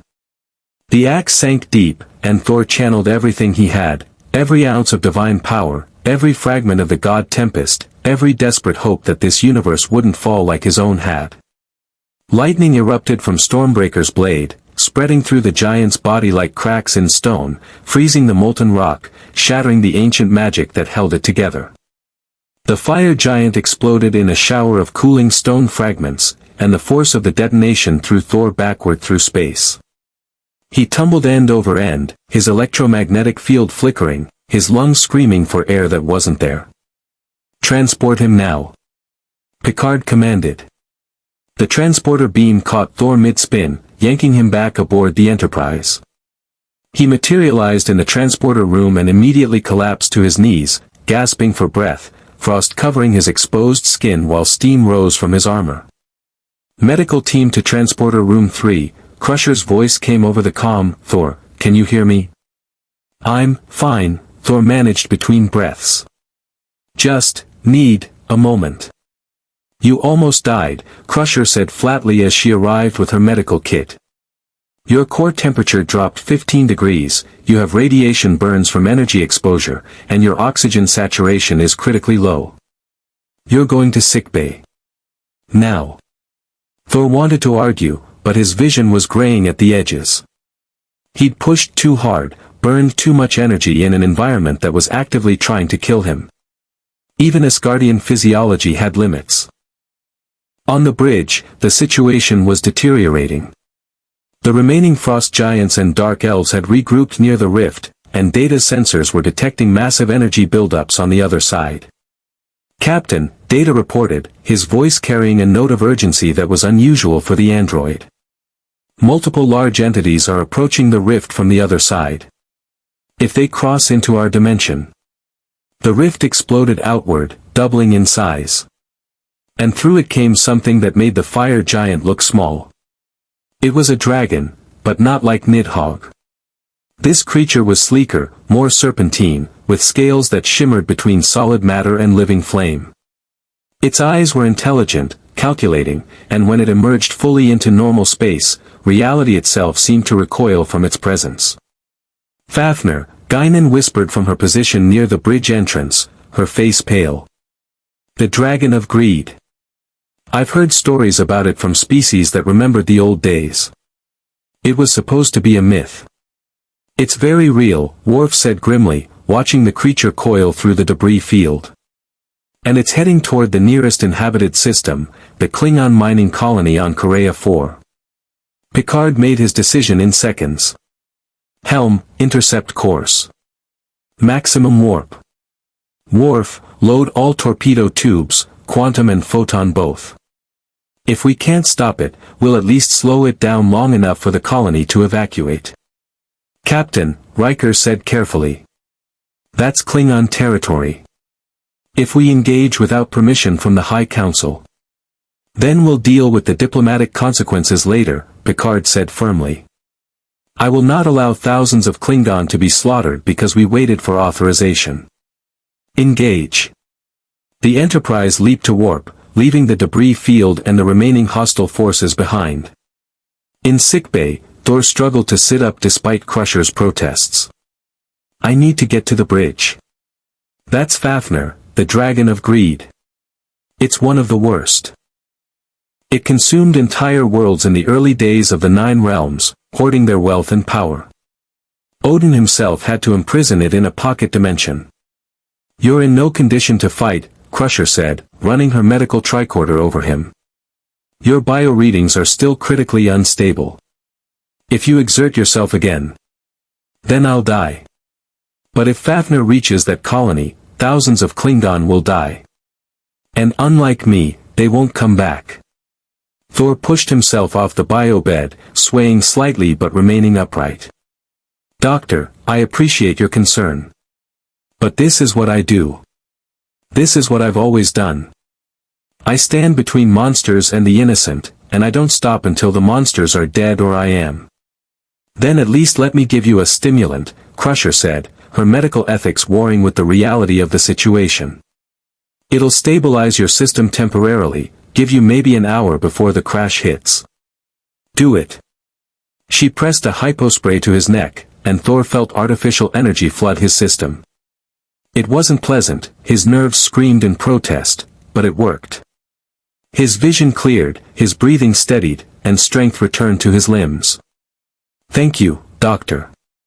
He retrieved Stormbreaker from where it hovered near the bio-bed. Now, if you'll excuse me, I have a dragon to kill. He left sickbay at a run, ignoring Crusher's protests.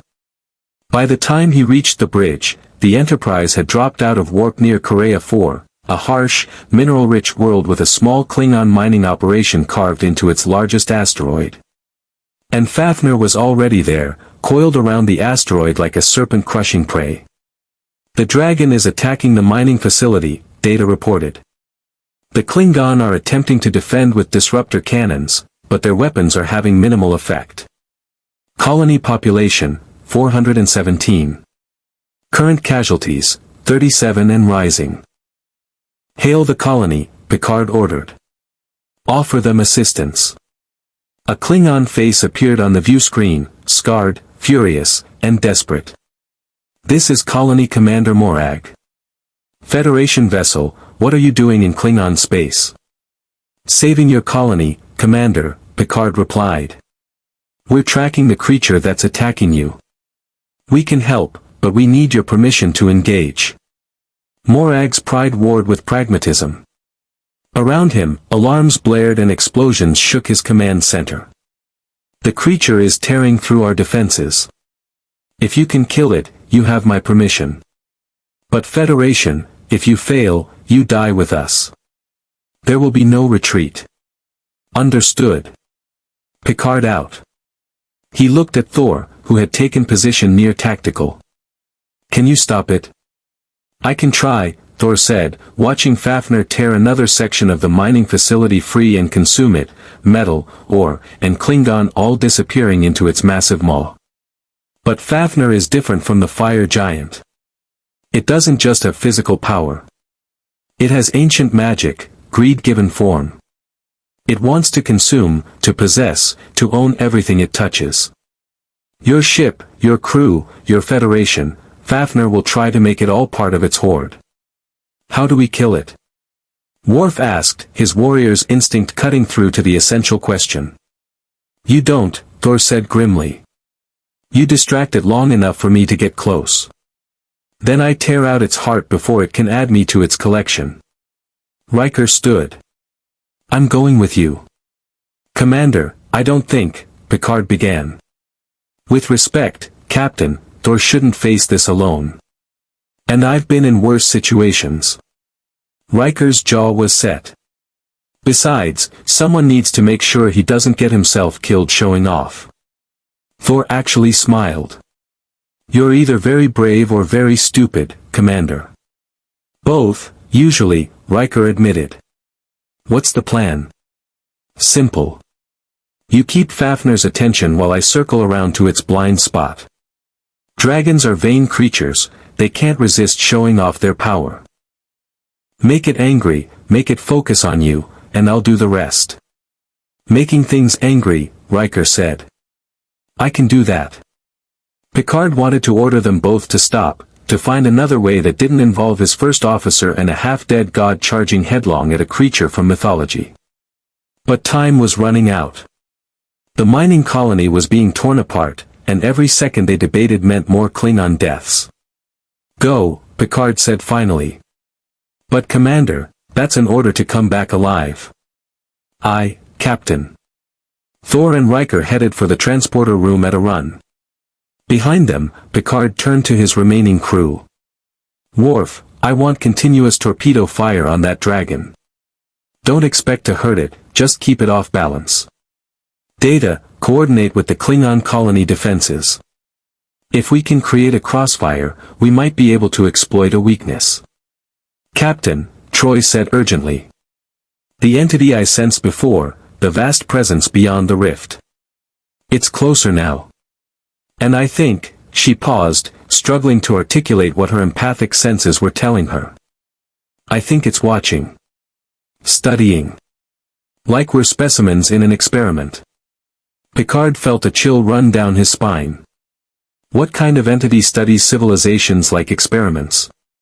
The kind, Guinan said quietly from her position near the turbolift, that existed before civilizations were invented. The kind that remembers when the universe was young and malleable.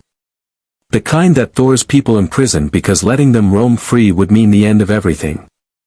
In the transporter room, Thor and Riker materialized on the asteroid surface, protected by environmental suits, though in Thor's case, the suit was more courtesy than necessity.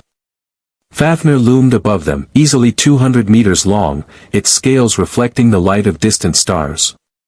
Ready? Thor asked, Stormbreaker crackling in his grip. Not even a little bit, Riker admitted, checking his phaser rifle. But let's do this anyway. Thor laughed, a genuine, booming laugh that seemed absurdly out of place on a dying asteroid under siege by a mythological monster. You'll make a fine Asgardian, Commander Riker. I'll settle for making a live human, Riker replied, then raised his phaser rifle and fired directly at Fafnir's eye. The dragon's head whipped around, focusing on the tiny figures with sudden, terrible attention. Its voice boomed across all frequencies, somehow transmitting through vacuum in defiance of physics. Mortals! You dare strike at Fafnir the Eternal? You dare challenge the Hoarder of Worlds? The dragon's maw opened, revealing rows of teeth each larger than a person. Then become part of my collection. Forever. And it lunged. Riker dove left as Fafnir's jaws snapped shut where he'd been standing, the force of the bite carving a crater in the asteroid's surface. Debris exploded outward in slow-motion arcs, and the entire facility shuddered from the impact. Excellent reflexes, mortal, Fafnir's voice thundered across communication channels. You will make a fine addition to my horde. I collect warriors, you see. Their courage crystallized in their final moments of terror. Keep talking, Riker muttered, rolling behind a broken mining excavator. He fired again, this time targeting the dragon's throat. The phaser beam struck scales and dissipated harmlessly, but it served its purpose. Fafnir's attention remained fixed on him. Thor used the distraction to launch himself across the asteroid's surface in great bounding leaps, the low gravity and his Asgardian strength carrying him dozens of meters with each jump. He kept low, using the mining equipment and structural debris as cover, working his way around to the dragon's flank. On the Enterprise bridge, Worf coordinated the assault. Firing photon torpedoes, full spread. 6 brilliant points of light streaked toward Fafnir, detonating against its scales in overlapping explosions. The dragon barely seemed to notice, though it did pause in its pursuit of Riker to regard the starship with something like amusement. Another vessel for my collection, Fafnir announced. A fine ship. I shall enjoy dismantling it piece by piece, studying each component before adding it to my treasures. The dragon's eyes began to glow with an eerie golden light, and suddenly every loose piece of metal on the asteroid, tools, hull fragments, spent disruptor cartridges, began to levitate and stream toward Fafnir's body, adhering to its scales like iron filings to a magnet. Captain, Data said urgently, the dragon is generating an immense gravitational field localized around metallic objects. It appears to be literally collecting the debris. Can it affect the ship? Picard demanded. Unknown, sir, but I would recommend. The Enterprise shuddered as something grabbed hold of it. Not physically, but through some force that bypassed shields and inertial dampeners. The ship began to drift slowly but inexorably toward Fafnir. Full reverse thrusters. Picard commanded. Break us free. Thrusters at maximum, but we're still moving forward, the helmsman reported, fighting the controls. Whatever it's doing, it's overriding our propulsion systems. Guinan gripped a nearby console. It's the greed made manifest. Fafnir doesn't just want things, it needs them. It's compelled to collect, to possess.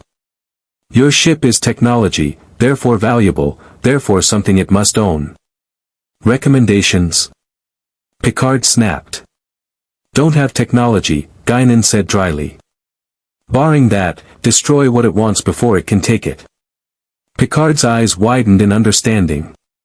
Mr. Worf, prepare to eject the warp core on my command. Set it to detonate in 30 seconds. Captain. Worf looked shocked. That will leave us dead in space. Better dead in space than part of a dragon's collection. Do it. On the asteroid, Thor had finally reached his position, directly beneath Fafnir's underbelly, where the scales were smaller and the joints between plates created vulnerable seams. He planted his feet, raised Stormbreaker, and called upon the god Tempest with everything he had left. Lightning erupted from the asteroid itself, as if Thor had tapped into the fundamental electrical charge of matter. The bolt struck Stormbreaker and magnified 1,000-fold, channeling through the weapon and exploding upward into Fafnir's belly. The dragon screamed, a sound of genuine pain mixed with outrage. Its gravitational field faltered, and the Enterprise lurched free. Fafnir thrashed, its massive tail sweeping across the asteroid's surface, demolishing what remained of the mining facility. Asgardian. Fafnir's voice carried murder and recognition. You imprisoned me once. I will not permit it twice. The dragon twisted with impossible speed for something so large, its jaws opening to swallow Thor whole. But the god of thunder wasn't there anymore, he'd used the lightning strike to propel himself upward, riding the electrical discharge like a wave. He materialized above Fafnir's head, Stormbreaker spinning in his hands. You're right, I won't imprison you. I'll end you instead. Thor brought the axe down with both hands, aiming for the base of Fafnir's skull where spine met brain. Stormbreaker struck with the force of a meteor, and the blade bit deep, crackling with divine lightning. But Fafnir was ancient, cunning, and had survived countless attempts on its life. The moment Stormbreaker penetrated its scales, the dragon's body began to liquefy, flesh becoming liquid gold, bones transforming into molten treasure. Thor found himself sinking into a sea of liquid wealth, drowning in cursed gold that burned his skin and tried to fill his lungs. "You cannot kill what you cannot hold," Fafnir's voice came from everywhere and nowhere. "I am greed itself. As long as beings desire, I exist. You have merely become part of my horde now, Thor Odinson." On the Enterprise, Data's sensors showed the impossible. "Captain, Thor's biosignature is being absorbed into the dragon's mass. His cellular structure is being converted into the same material that comprises Fafnir's body. Can we transport him out?" Picard demanded. "Negative. The pattern lock is destabilizing. I cannot distinguish his molecular structure from the dragon's." Troy gasped, clutching her head. "He's still conscious. He's in agony, but he's still fighting. Captain, we need to do something." Picard stood, his mind racing through options that all ended badly. They couldn't transport Thor free. Their weapons couldn't harm Fafnir without killing Thor. And every second they waited, the god of thunder was being consumed by a creature that had existed since the dawn of creation. Then Commander Riker's voice crackled over the comm, "Captain, I have an idea. It's insane, but it might work." "I'm listening, number one." Guinan said Fafnir is greed made manifest. It needs to possess things. What if we gave it something it couldn't resist? Something so valuable it would release Thor to claim it? What did you have in mind? The warp core you were going to eject anyway. But instead of detonating it immediately, we let Fafnir absorb it. Once it's inside the dragon, then we detonate. Turn its own greed into a weapon. Picard considered for perhaps 3 seconds. "Mr. Worf, belay the ejection order. Instead, I want you to configure the warp core to appear as valuable as possible to the dragon. Flood it with exotic particles, rare elements, anything that would read as treasure to a creature that hoards wealth." "Understood, Captain. Reconfiguring now." Data's fingers flew across his console. "I am modulating the warp core's energy signature to mimic the lithium deposits, latinum reserves, and several other materials typically associated with high value. The dragon should register it as an irresistible prize." "Eject the core," Picard ordered. "And pray this works." The Enterprise shuddered as its primary power source was explosively jettisoned from the ventral hull. The glowing cylinder tumbled through space toward the asteroid, broadcasting energy signatures that screamed wealth, power, and possession to anything capable of sensing them. Fafnir's attention snapped toward the warp core immediately. The liquid gold that had been consuming Thor suddenly withdrew, reforming into the dragon's physical body as Fafnir's greed overwhelmed its predatory instinct. Thor collapsed to the asteroid's surface, smoking and burned, barely conscious. The core of a starship, Fafnir breathed, its eyes glowing with unholy hunger. Technology beyond mortal comprehension. Power to cross galaxies. It will be mine. It must be mine. The dragon lunged for the warp core, wrapping its body around it like a serpent coiling around prey. Its scales opened, creating an aperture, and it began to absorb the core into its mass, technology merging with flesh, antimatter mixing with cursed gold. "Now, Mr. Worf." Picard commanded. Worf's hand slammed down on his console. The warp core detonated. The explosion was contained within Fafnir's body for perhaps a microsecond before the dragon's physical form could no longer contain the forces being unleashed. Matter and antimatter annihilated each other at the quantum level, releasing energy equivalent to a small star going nova. Fafnir screamed, a sound that transmitted across all frequencies, through subspace itself, a death wail that every ship within 5 light-years detected. The dragon's body exploded outward in a sphere of golden light and corrupted energy, scattering fragments of cursed treasure across the asteroid field. The shockwave hit the Enterprise like a physical blow, sending the powerless ship tumbling through space. Emergency systems activated, backup generators struggled to bring basic functions online, and crew members were thrown from their stations. On the asteroid, Riker fought his way through the debris storm to where Thor lay. The Asgardian's armor was half melted, his skin showing terrible burns, but his chest was still rising and falling. Riker to Enterprise. I have Thor. We need immediate transport. Transporter systems offline, came Data's strained voice. Reserve power is insufficient for transport at this range. Then send a shuttle, Riker demanded. He's barely alive, and we have maybe minutes before. A shadow fell across them. Riker looked up and felt his blood go cold.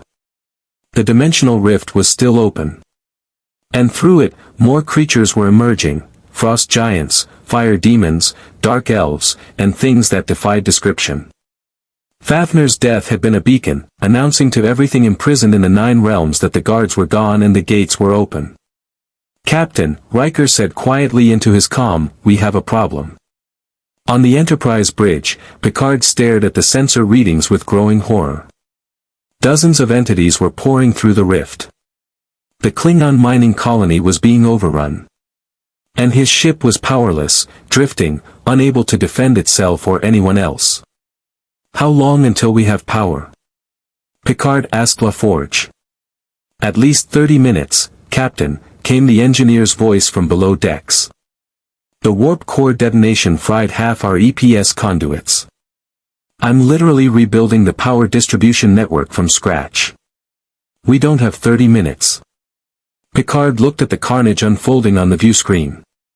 Klingon fighting desperately against creatures from Nightmare. Riker and Thor trapped on an asteroid surrounded by hostile forces.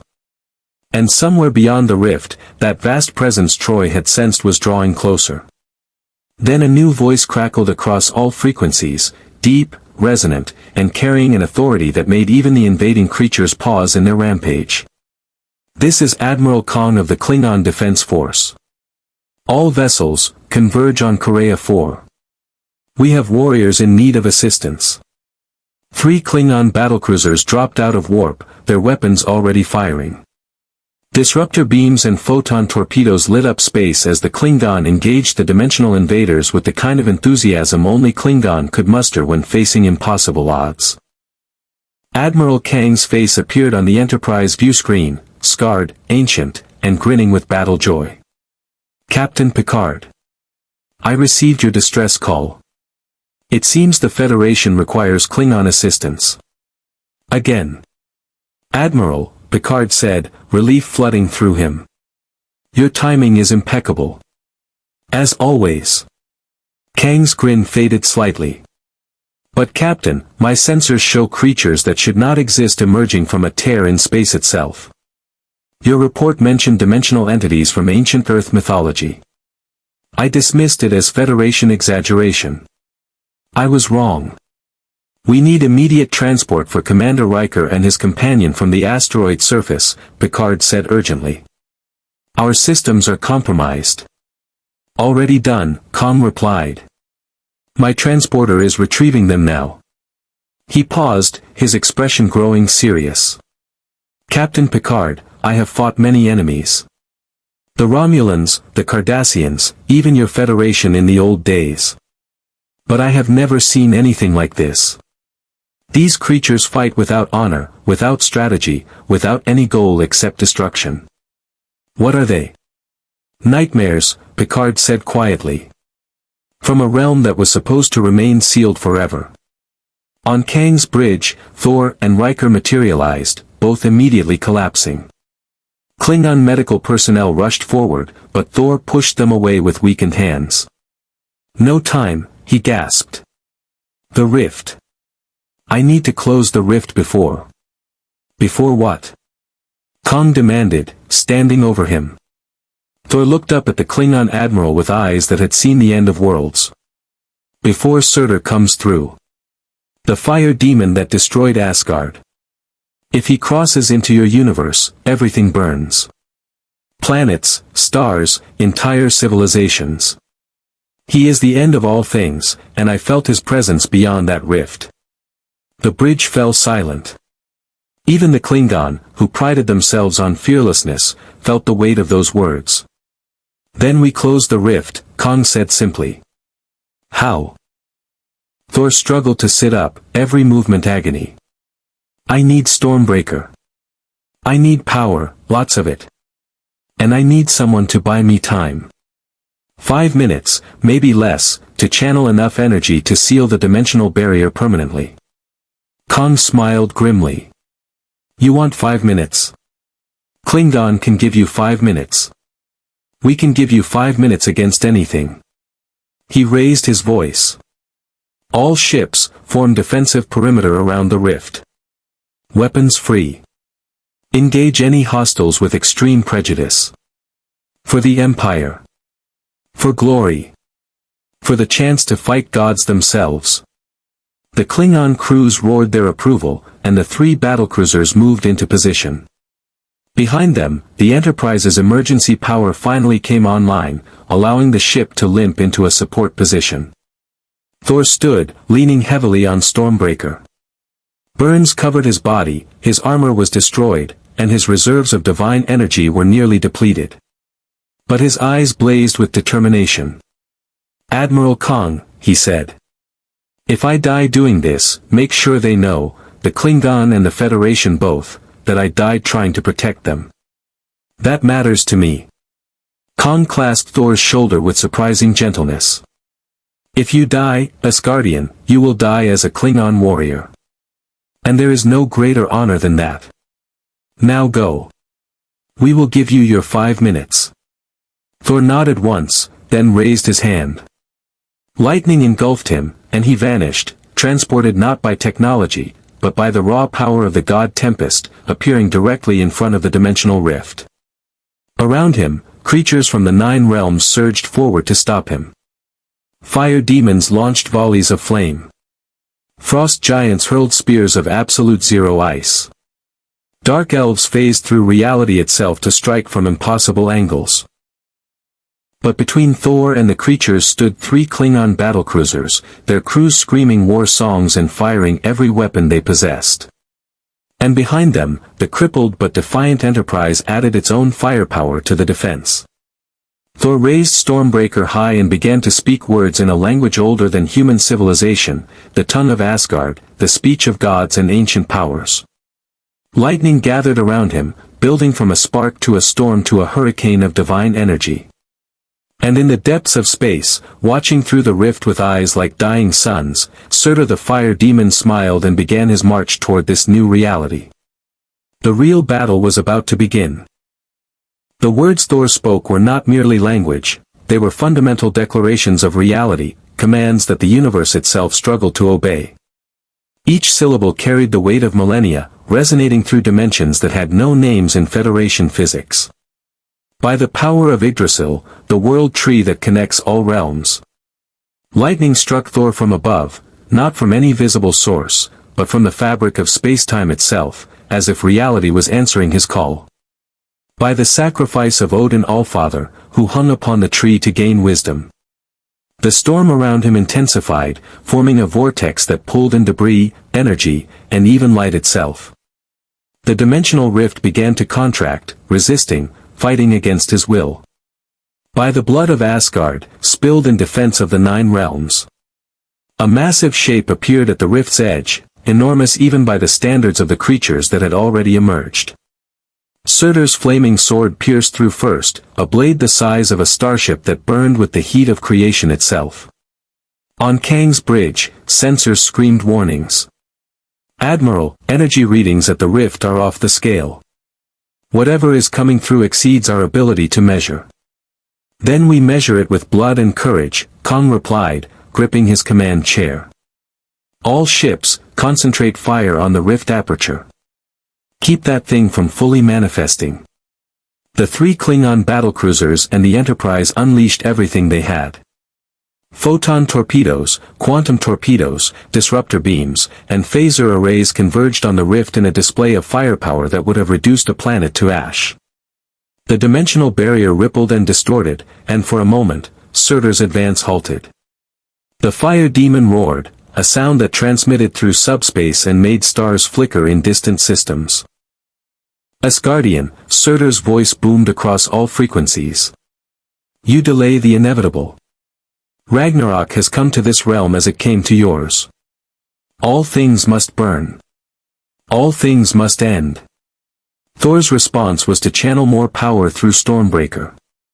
His body was burning itself out, cells dying and regenerating in rapid succession, pushed beyond even Asgardian limits.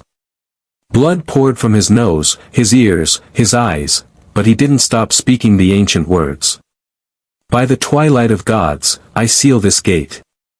On the Enterprise, Data's console lit up with impossible readings. Captain, Thor is generating a quantum resonance cascade that is affecting the dimensional barrier at a fundamental level.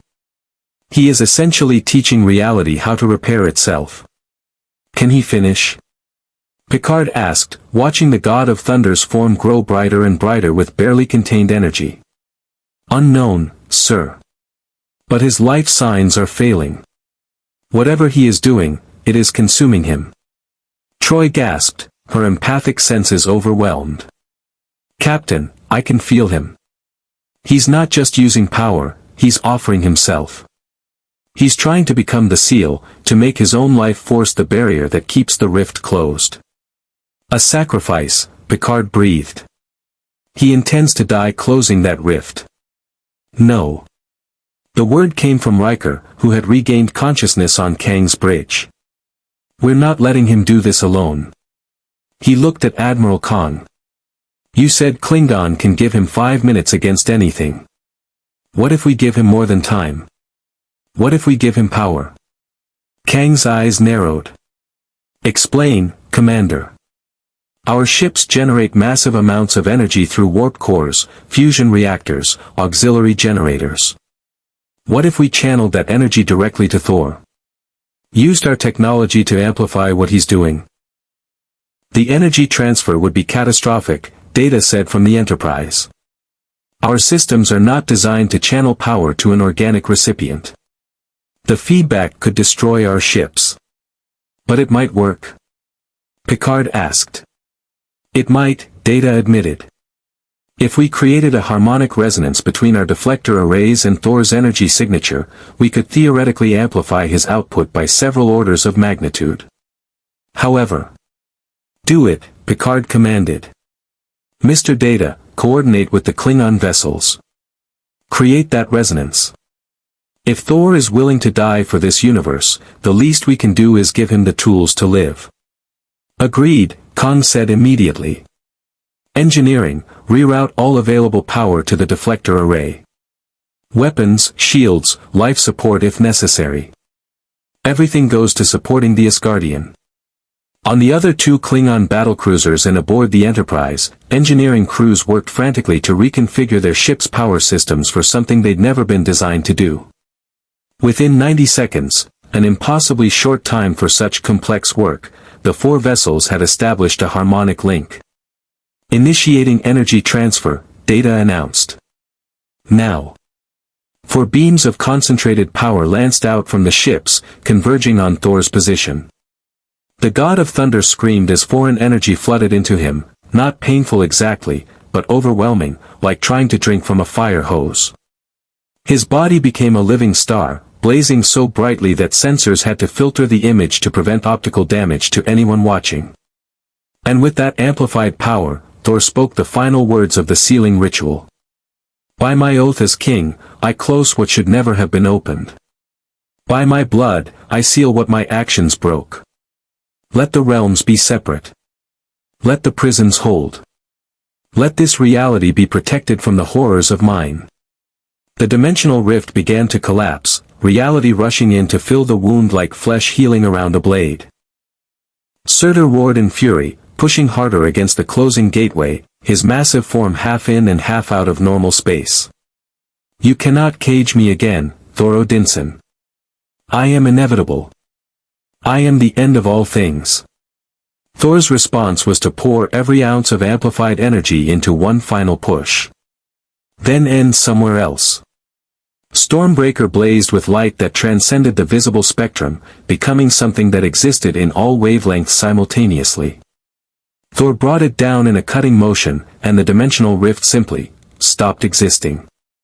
Reality snapped back into place with a sound like the universe taking a deep breath.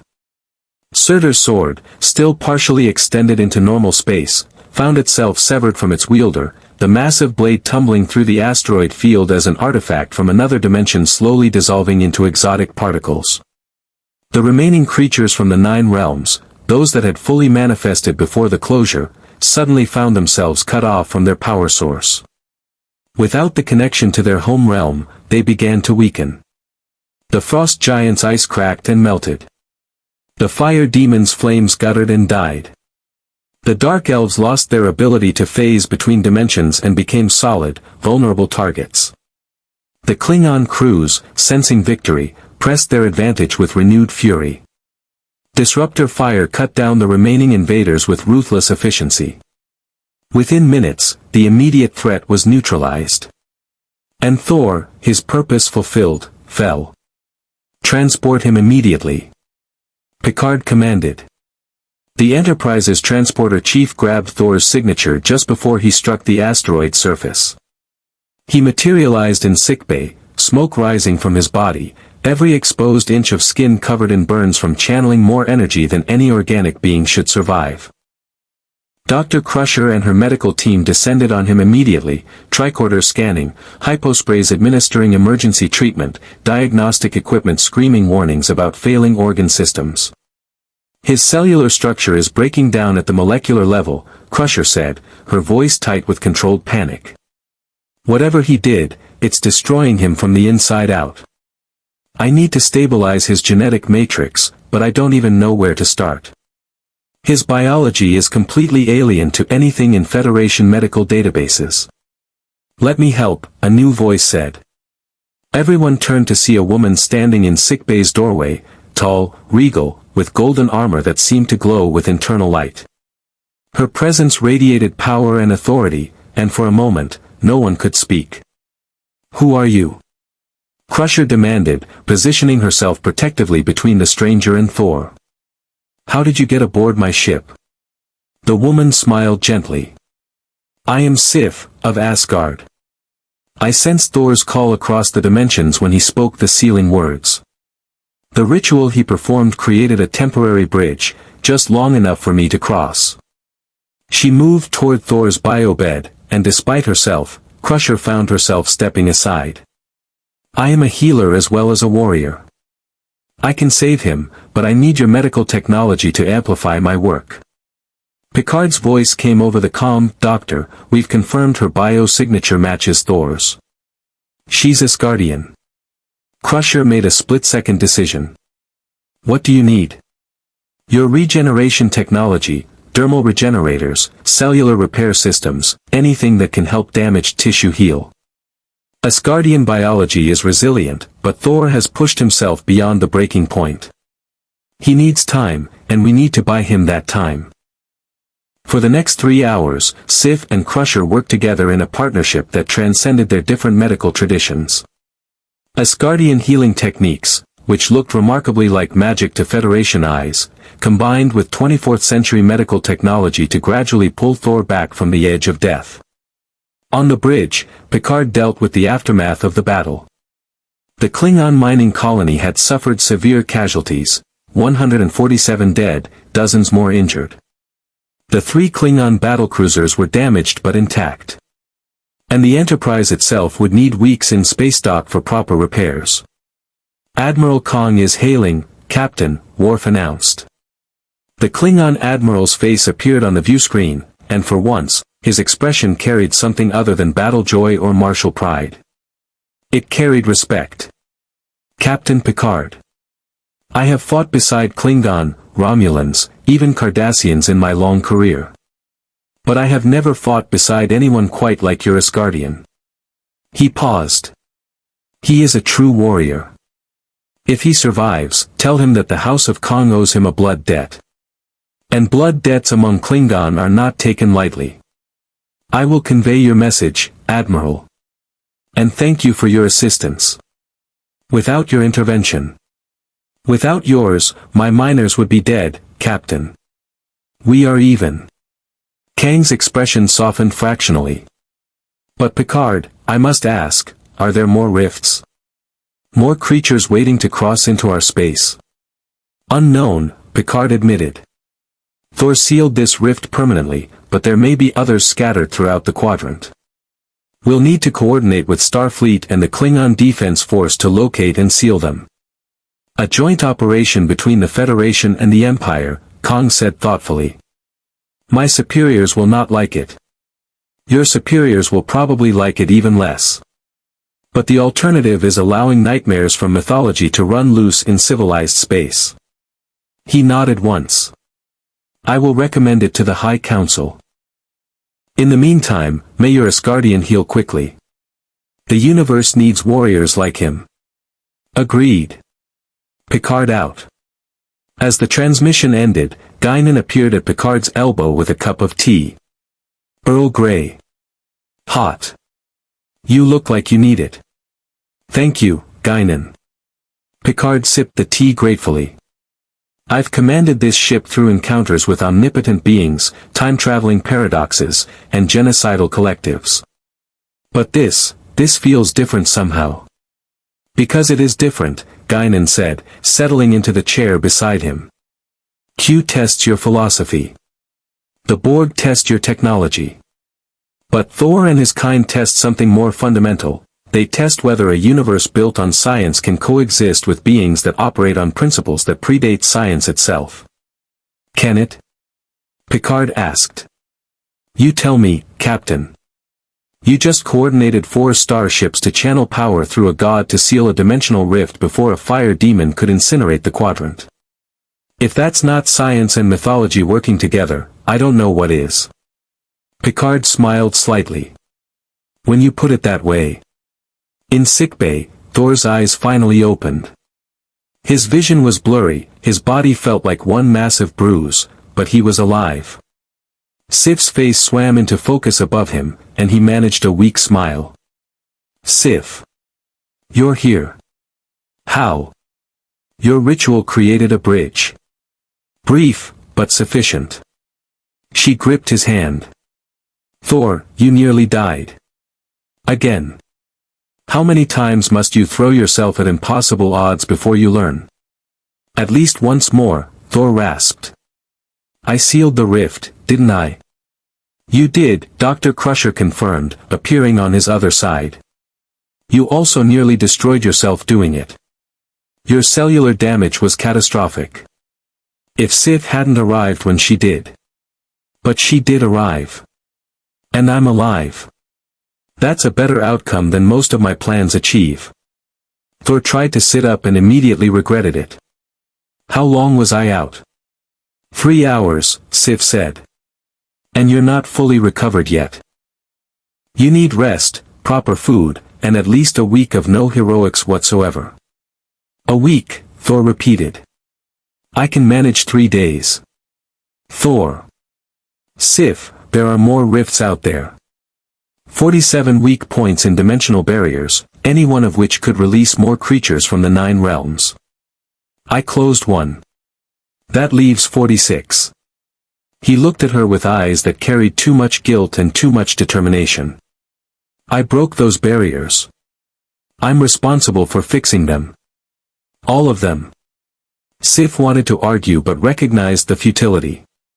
Thor had always been this way, charging toward responsibility with the same enthusiasm he brought to battle. It was what made him a great king and an exhausting friend. Then you won't do it alone, she said firmly. I'm coming with you. Sif, if you stay in this universe. Then I stay, she interrupted. Thor, most of Asgard is dead or scattered. We have no home, no realm, no purpose except survival. But you found a purpose here. You're protecting this universe the way we protected the 9 realms. If there's work to be done, if there are battles to be fought, then I will fight beside you as I always have. Thor felt something crack inside him, some wall he'd built around his heart after losing too many people. Having Sif here, having one familiar face in this strange universe, meant more than he could articulate. "Thank you," he said quietly. Captain Picard entered sickbay, taking in the scene with his characteristic assessment. "Thor. I'm glad to see you're recovering. And you must be Sif. Welcome aboard the Enterprise." "Captain Picard." Sif inclined her head respectfully.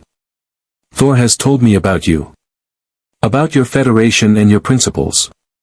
About how you helped him when you had no reason to trust him." "He proved himself worthy of that trust," Picard replied. "Multiple times, in fact. Though I must admit, having two Asgardians aboard presents some interesting logistical challenges." "I won't be a burden," Sif assured him. "I'm a trained warrior and healer. I can contribute to your ship's operations if you'll allow it." "I'll take that under consideration," Picard said diplomatically. Then, to Thor, "Admiral Nechayev has been informed of the battle. Starfleet is sending a science team to study the sealed rift and determine if the closure is permanent. They'll also want to debrief you extensively about the entities that came through and the nature of these dimensional barriers." "They can ask," Thor said. "I'll answer what I can. But Captain, we need to locate those other rifts quickly. Every hour we delay is another chance for something to escape." "Agreed. Commander Data is already working with Starfleet Science to develop a scanning protocol that can detect the dimensional weak points. Once we have a reliable detection method, we'll coordinate with Klingon forces and any other powers willing to help. This isn't just a Federation problem, it's a threat to the entire quadrant." Thor nodded slowly. "Then we'd better get started. How long until your ship is repaired?" "The Enterprise needs significant work, but Starfleet is fast-tracking our repairs given the circumstances. We'll be operational in approximately 72 hours. Picard paused. "Which gives you exactly the recovery time Dr. Crusher insists you need." "I don't need," Thor began. "Yes, you do," Crusher interrupted firmly. "And you're staying in sickbay until I clear you. That's non-negotiable. Captain's orders." Picard smiled slightly. "Actually, that's Doctor's orders. But I support them fully." Thor sighed but settled back onto the biobed. "Fine. 3 days. But after that, we're hunting rifts." "After that," Picard agreed, "we're hunting rifts. Together. Because Thor, you're not alone in this fight anymore. The Federation, the Klingon Empire, and anyone else we can recruit will stand with you. We'll close every rift, contain every threat, and protect this universe from the horrors of yours." "A noble goal," Thor said. "Let's hope we can actually achieve it." As Picard left sickbay, he couldn't shake the feeling that they'd won a battle but not the war. Somewhere out there, 46 more rifts waited to be sealed. And beyond those rifts, creatures from the dawn of creation waited for their chance to cross over. The Enterprise and its Asgardian allies had work to do. And time was running out. 7 days later, the Enterprise D emerged from space dock with fresh hull plating, a rebuilt deflector array, and a crew that had spent every spare moment training for encounters with entities that shouldn't exist. Captain Picard stood on his bridge, reviewing the mission parameters that would take them into uncharted territory, literally and figuratively. "Status report, number 1, he said. Riker consulted his PADD. "All systems operational. Engineering reports warp core running at peak efficiency. Weapons systems upgraded with multiphasic emitters that Commander LaForge believes might be more effective against dimensional entities. And our 2 Asgardian guests are currently in the forward cargo bay, which they've converted into a training facility." "Training for what?" Picard asked, though he suspected he already knew. "For the crew," Worf interjected from tactical. "Thor and Sif have been teaching hand-to-hand combat techniques to security personnel. They claim that if we encounter entities immune to our technology, we need to be prepared for close-quarters battle." He paused. "Captain, I have sparred with both of them. Their combat skills are extraordinary. In 3,000 years, I have never faced opponents so formidable. 3,000 years? Data queried. Lieutenant, you are not 3,000 years old. No, Worf agreed. But my people's warrior traditions stretch back that far. I meant that in all of Klingon history, we have no records of warriors matching Asgardian capabilities. Picard nodded thoughtfully. Having Thor and Sif aboard had already changed the ship's dynamics in subtle ways. Crew members spoke in hushed tones about the gods walking their corridors. Some treated the Asgardians with reverence, others with suspicion, but everyone recognized that the Enterprise now carried passengers who fundamentally challenged their understanding of what was possible. Counselor, Picard said, turning to Troy. How are Thor and Sif adjusting? Troy considered her response carefully. Thor is struggling. He's carrying tremendous guilt about the dimensional breaches, and he's pushing himself to exhaustion trying to locate every rift before something else comes through. Sif is more adaptable, she's curious about our culture, our technology, our philosophy. But she's also worried about Thor. She thinks he's heading for a breakdown if he doesn't learn to forgive himself. Can we help? Picard asked. I'm not sure. Thor has lived for 1,500 years carrying the weight of kingship and divine responsibility. Our psychological frameworks weren't designed for beings who've outlived civilizations. Troy paused. But he responds well to purpose. As long as he has a mission, he remains functional. It's when he has time to think, to remember, that the darkness catches up to him. Then we give him a mission, Picard decided. Mr. Data, what's the status of our dimensional rift detection? Data's fingers danced across his console. The scanning protocol is operational, Captain.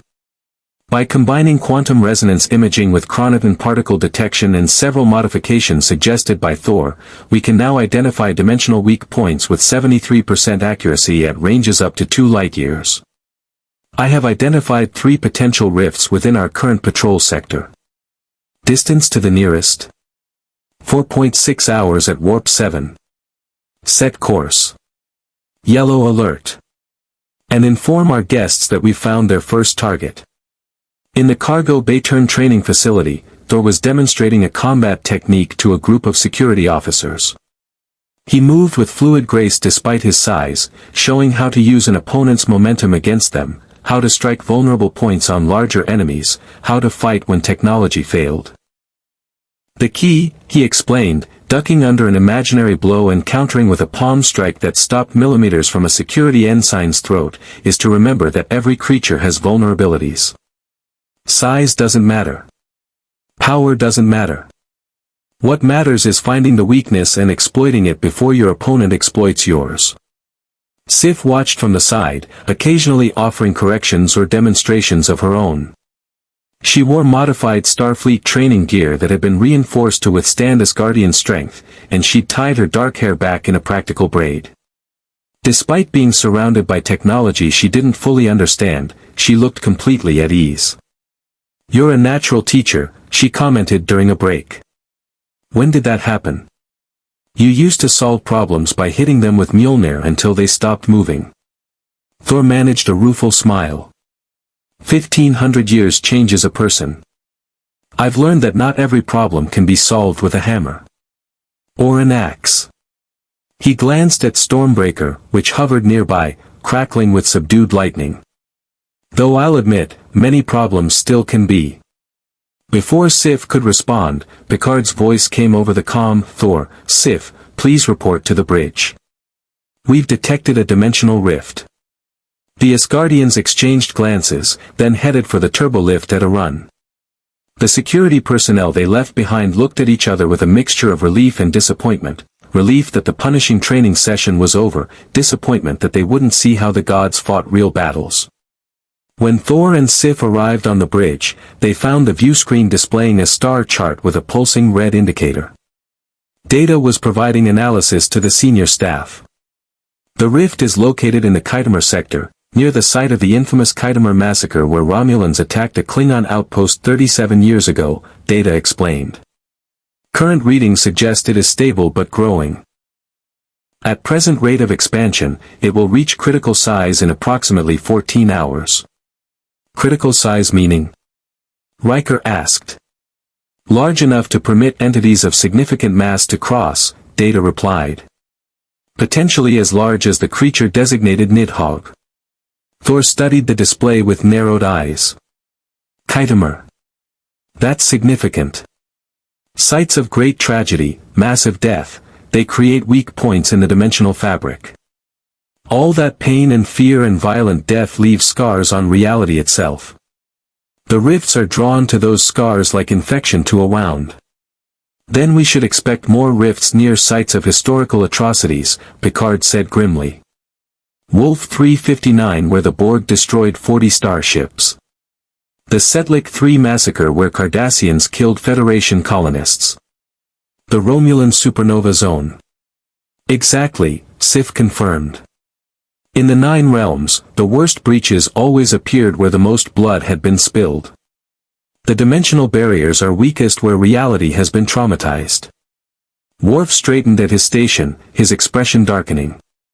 Captain, Ymir is where my parents died.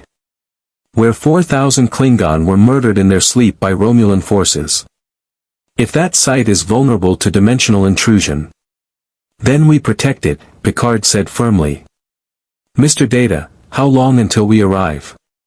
3 hours, 42 minutes at current speed. Worf, contact the Klingon Defense Force. Inform them of the situation and request any vessels in the area provide support.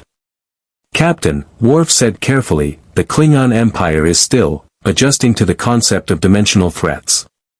They may not respond with the urgency we require. Try anyway. And send our tactical data on the previous encounters. If Admiral Kong is available, request his direct involvement. He's already faced these creatures and understands the threat. As Worf began transmitting, Thor approached Picard. Captain, I want to go down to the rift site before it reaches critical size. If I can seal it while it's still small, we can avoid another battle like Korea 4. Can you seal it without nearly killing yourself this time? Picard asked bluntly. I've been practicing, Thor said. With Sif's help, I've refined the sealing ritual. I can do it with less energy expenditure, more precision. It won't be comfortable, but it shouldn't put me in sickbay for 3 days. Sif nodded confirmation. I've been teaching him control. Thor's always had immense power, but he's never been particularly subtle about using it. He's learning. Very well, Picard decided. But you won't go alone. I'm assigning Commander Riker, Lieutenant Worf, and a full security detail to accompany you. If anything comes through that rift before you seal it, then we'll handle it together, Thor finished. Captain, I appreciate you not leaving this entirely on my shoulders. I'm used to standing alone, but I'm learning to accept help. It's not easy for me. Kings rarely find it easy to accept they need others, Picard observed. But the best kings learn to do it anyway. The Enterprise continued toward Ymir at maximum warp, cutting through space with purpose. In the observation lounge, Thor stood alone, staring at the stars and thinking about the site they were approaching. 4,000 deaths. Worf's parents among them. Another scar on reality, another wound that his actions had made vulnerable. Guinan found him there, as she seemed to have a habit of doing. Thinking about all the ways this could go wrong, she asked, offering him a glass of Sumerian sunset. Always, Thor admitted, accepting the drink. Guinan, does it ever get easier? Carrying the weight of all the lives depending on you? No, she said simply. But you learn to carry it better. You learn which burdens are truly yours and which ones you've taken on unnecessarily.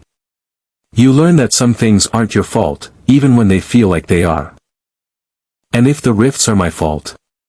If my actions breaking the Bifrost really did weaken all these barriers? Then you fix them, Guinan said pragmatically. Which is what you're doing. Thor, you can't change the past. You can only choose what you do with the future. And right now, you're choosing to protect people who aren't even your responsibility. That's not the action of someone who should be drowning in guilt, that's heroism. Thor was quiet for a long moment. I miss my brother. Loki would have had something clever to say about all this. Probably something mocking, definitely something that made me want to punch him. But it would have made me laugh too. Tell me about him, Guinan invited, settling into a chair. And Thor did. For the first time since arriving in this universe, he talked about his brother, about their childhood together, their rivalries and partnerships, the betrayals and reconciliations. About how Loki had died saving what remained of their people, throwing himself between Thanos and the refugees, buying time with his life.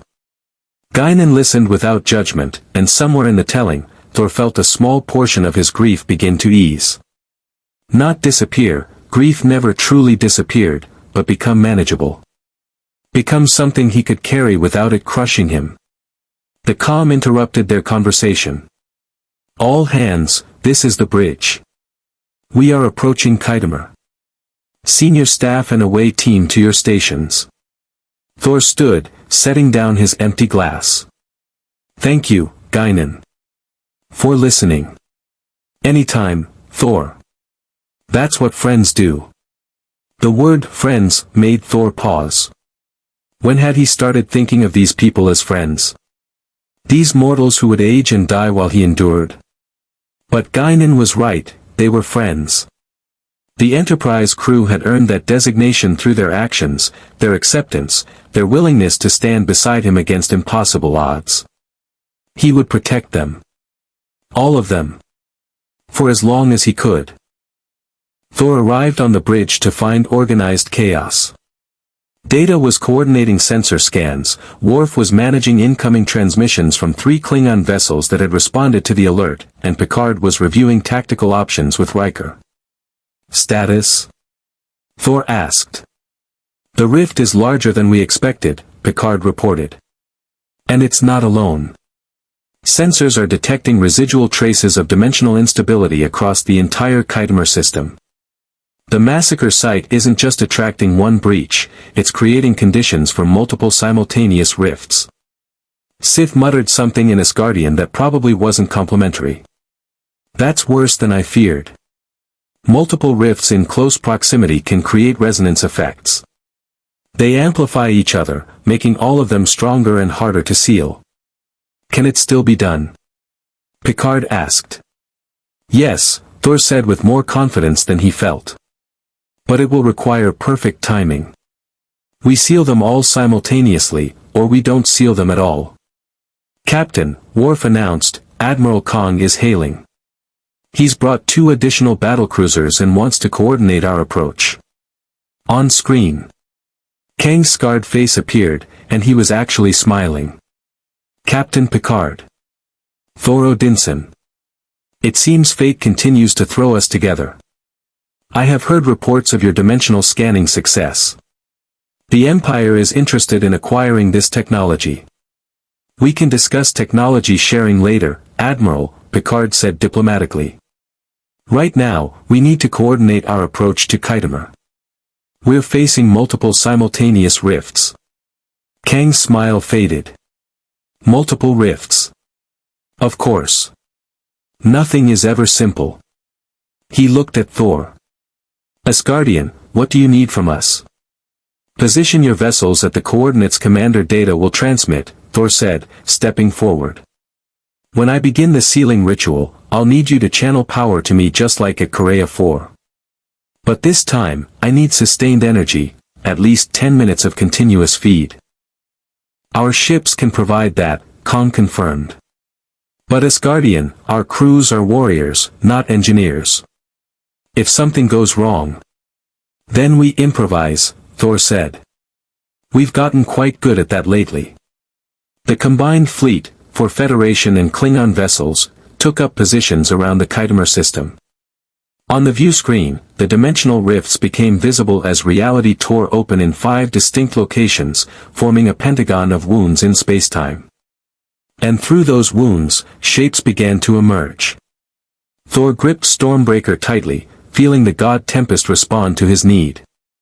Beside him, Sif drew her sword, a blade that gleamed with its own internal light, forged in Asgard's final days. "Ready?" she asked. "Never," Thor admitted. "But let's do it anyway."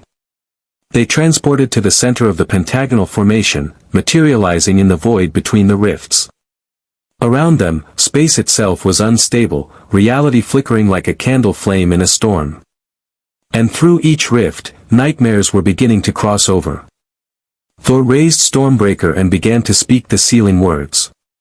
But this time, something answered back.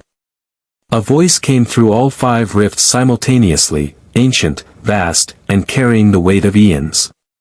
It spoke in a language that predated human civilization, that predated language itself, but somehow everyone who heard it understood.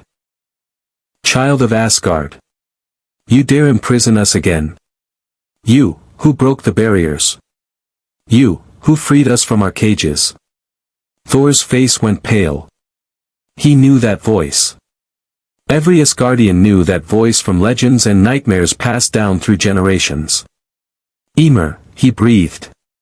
"The first frost giant. The one from whom all others were born. The one even Odin couldn't kill." And through the central rift, massive beyond comprehension, began to emerge something that made Nidhogg and Surtur look small. The true battle, the one that would determine whether this universe survived or fell to the horrors of the 9 realms, was about to begin. Ymir was not merely large, the concept of size seemed inadequate to describe it. The first frost giant existed on a scale that defied conventional physics, its body composed of primordial ice that had formed at the moment the universe first knew cold. Where it moved, space itself froze, quantum particles ceasing their motion, entropy grinding to a halt.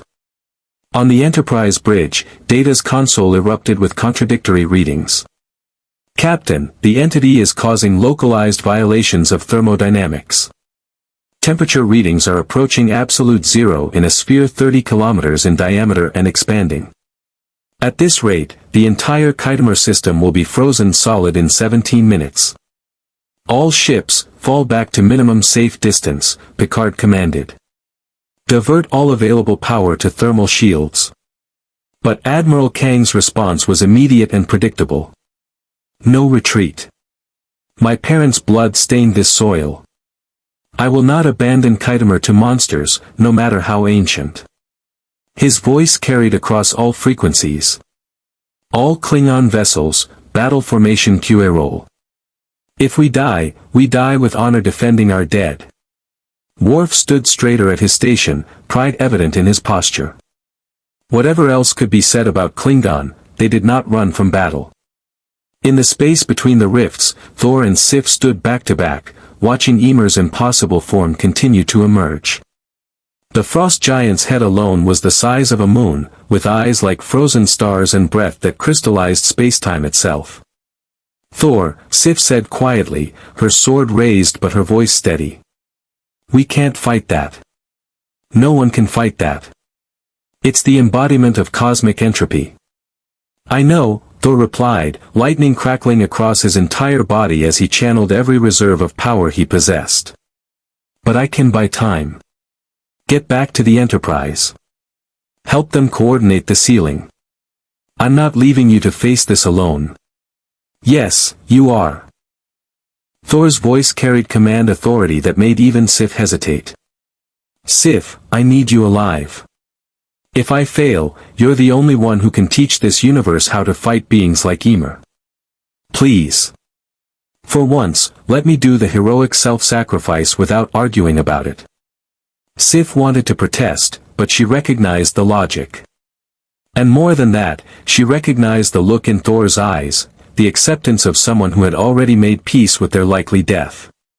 "You'd better survive this," she said fiercely. "Because if you die heroically and leave me alone in this universe, I will find a way to bring you back just so I can kill you myself." Thor actually laughed. "That's the Sif I remember. Now go." She transported back to the Enterprise just as Ymir's full form completed its emergence. The frost giant stood in the void, so massive that planets could orbit it, and spoke with a voice that resonated through dimensions. "Thor Odinson. Son of Odin who imprisoned me. Brother to Loki who freed me. King of nothing. Ymir's eyes fixed on Thor with ancient malice. You are small. Insignificant. A spark against the eternal cold. Why do you stand before me? Thor raised Stormbreaker, and lightning exploded outward in a sphere that could be seen from light years away. His voice, amplified by the god Tempest, carried its own weight. Because someone has to. Because I broke the prisons and I will not let my mistake destroy another universe. Because I am Thor, god of thunder, and I do not kneel to ancient evils no matter how large they grow.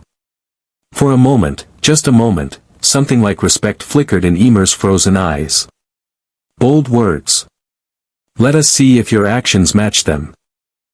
The frost giant moved, and reality screamed. Thor launched himself forward, becoming a comet of lightning and desperation. He struck Ymir's chest with Stormbreaker leading, channeling everything he had into one devastating blow. The impact released energy equivalent to a supernova, lightning and primordial ice meeting in a collision that sent shockwaves rippling through spacetime. Ymir staggered backward. Actually staggered. Thor had heard it. But the cost was immediate. Thor felt his cells beginning to freeze from the inside out, ice spreading through his divine blood, his Asgardian biology struggling against cold that existed before the concept of warmth. He pulled Stormbreaker free and fell back, frost covering his armor, his breath coming in crystalline clouds. On the Enterprise, Sif watched through the viewscreen with fists clenched. He can't sustain that. Captain, we need to help him now. Data, can we replicate the energy transfer from Korea 4? Picard demanded. Attempting to establish harmonic resonance now, but Captain, Ymir's presence is disrupting our power systems. Temperature in our EPS conduits is dropping despite thermal shields. We may lose warp power within minutes. Then we use what we have, Picard decided. All ships, prepare to channel power to Thor on my command. If we're going to lose power anyway, we might as well make it count. Admiral Kang's voice came through, and for once, it carried no joy, only grim determination. Agreed, Picard. Today is a good day to die. But let us ensure our deaths mean something. In the frozen void, Thor launched another attack, then another, each strike burning through his reserves, each impact buying seconds of time. Ymir fought back with casual swipes that could annihilate starships, with breath that could freeze suns, with the simple presence that made reality itself struggle to remember what warmth was. Thor was losing. Slowly, inevitably, he was losing. Then 4 beams of amplified power struck him from the combined fleet, and suddenly he wasn't alone. Federation technology and Klingon engineering channeled through Asgardian divine essence, creating something new, a synthesis of science and myth, mortality and divinity. Thor's eyes blazed pure white. His form grew brighter until looking at him directly would cause permanent blindness. And when he spoke, his voice carried harmonics from 4 starships' computer cores, adding digital precision to divine authority. By the power of 2 universes, mine that fell and this that yet stands, I bind you, Ymir the Ancient. He thrust Stormbreaker forward, and the weapon transformed. The axe became a spear of pure lightning, extending across space, striking not Ymir's physical form but the dimensional rifts themselves. The energy threaded through all 5 openings, creating a net of power that began to contract. Ymir roared and struggled against the binding. The frost giant's movements grew more desperate as the net tightened, as reality itself reasserted its rules. You cannot cage entropy. You cannot imprison the inevitable. Maybe not, Thor shouted back, his voice breaking with effort. But I can delay it. I can give this universe more time. And sometimes, that's enough. The dimensional rifts began to close, pulling Ymir back toward the prison realm. The frost giant fought with desperate fury, reaching out with massive hands to grab anything, ships, asteroids, the fabric of spacetime itself, trying to anchor in this reality. One hand closed around the Enterprise, and alarms screamed across the bridge. Hull integrity failing, data reported with android comm even as the ship's superstructure groaned under impossible pressure. Temperature in all decks dropping below survivable levels. Estimate catastrophic failure in 40 seconds. Picard made his decision instantly. Sif, transport to Thor's location. Now. Captain. That's an order. He needs help, and you're the only one who can provide it. Sif grabbed a communicator and vanished in a transporter beam. She materialized beside Thor, who was clearly at his limit, blood freezing as it dripped from his nose and ears. "I told you to stay safe," he gasped. "And I told you I don't take orders well," Sif replied, raising her sword. The blade began to glow with its own light, not lightning like Stormbreaker, but something warmer, the light of Asgard's eternal sun that had burned even as the realm died. "Thor, I can't match your power. But I can add my strength to yours. Together." She plunged her sword into the energy net Thor had created, and suddenly the binding intensified. Two Asgardians, last survivors of a dead realm, channeling the combined might of 4 starships and their own divine heritage, forcing reality to remember its rules. The dimensional rifts collapsed with a sound like the universe sighing in relief. Ymir's grip on the Enterprise loosened as the frost giant was pulled back through the closing gateway. Its final words echoed across all frequencies. "This is not over, children of Asgard. We are patient. We are eternal. We will return." Then the rift sealed completely, reality snapping back into place with finality that even Data's sensors confirmed was permanent. The dimensional barriers over Khitomer had been reinforced, strengthened by the very act of sealing them. Thor and Sif floated in the void, their power spent, ice covering their bodies, barely conscious. The Enterprise's transporter grabbed them both just before their life signs would have failed completely. They materialized in sickbay, where Dr. Crusher and her team immediately began emergency treatment for massive hypothermia and energy depletion. This time, though, both Asgardians were conscious enough to speak. "Did we get them all?" Thor asked through chattering teeth. "All 5 rifts sealed," Crusher confirmed, working her medical instruments with practiced efficiency. "And according to Commander Data, the dimensional barriers are now stronger than before the breaches appeared. Whatever you did, it worked." "Good," Thor managed. "Only 41 more rifts to seal." Later, Sif said firmly from the adjacent biobed. "Much later. After you've rested for a proper amount of time." "Listen to her," Crusher ordered. "Both of you are staying in sickbay for at least 3 days. And this time, I'm posting security guards to ensure you actually comply."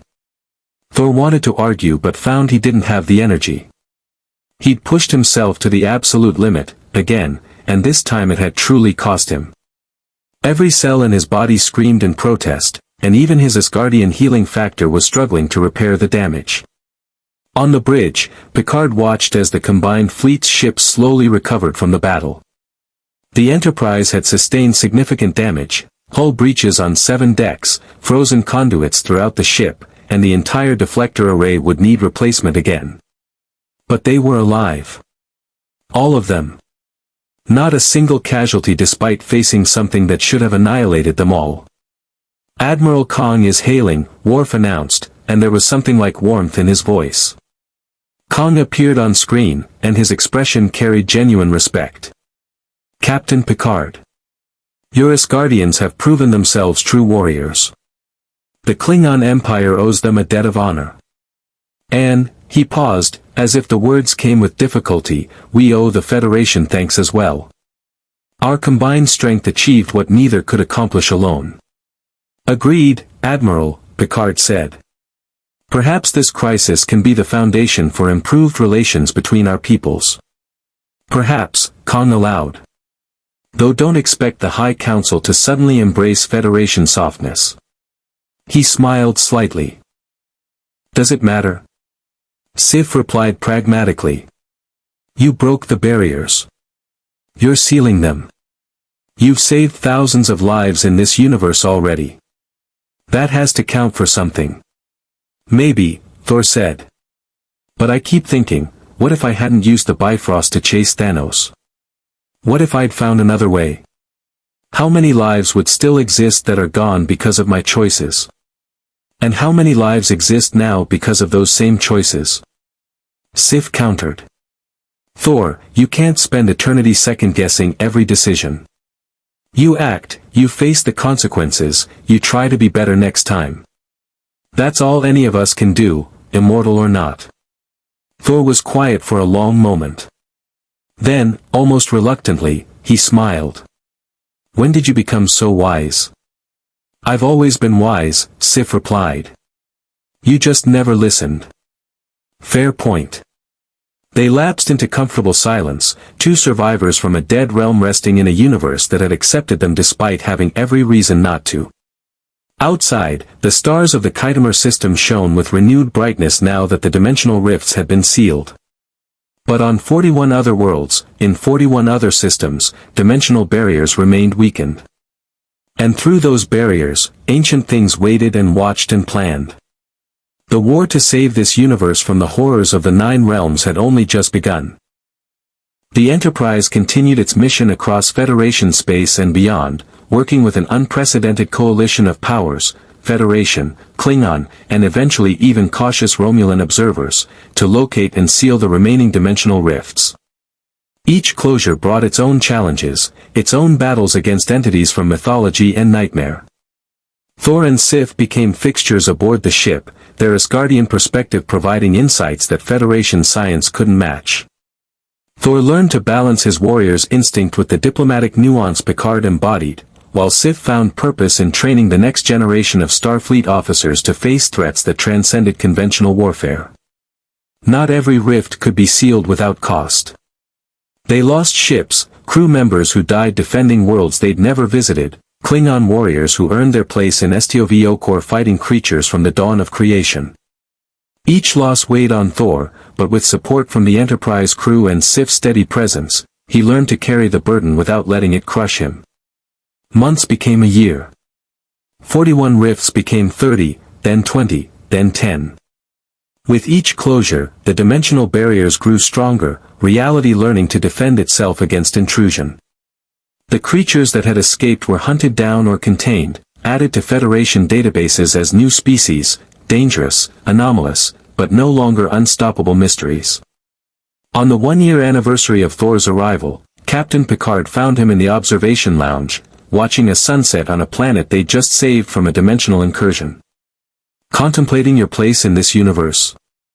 Picard asked. Something like that, Thor admitted.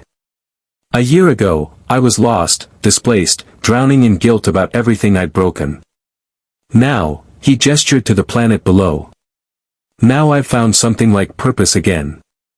Maybe not the same as ruling Asgard or protecting the Nine Realms, but something that matters. And when all the rifts are sealed? Picard asked. What then? Thor considered the question carefully.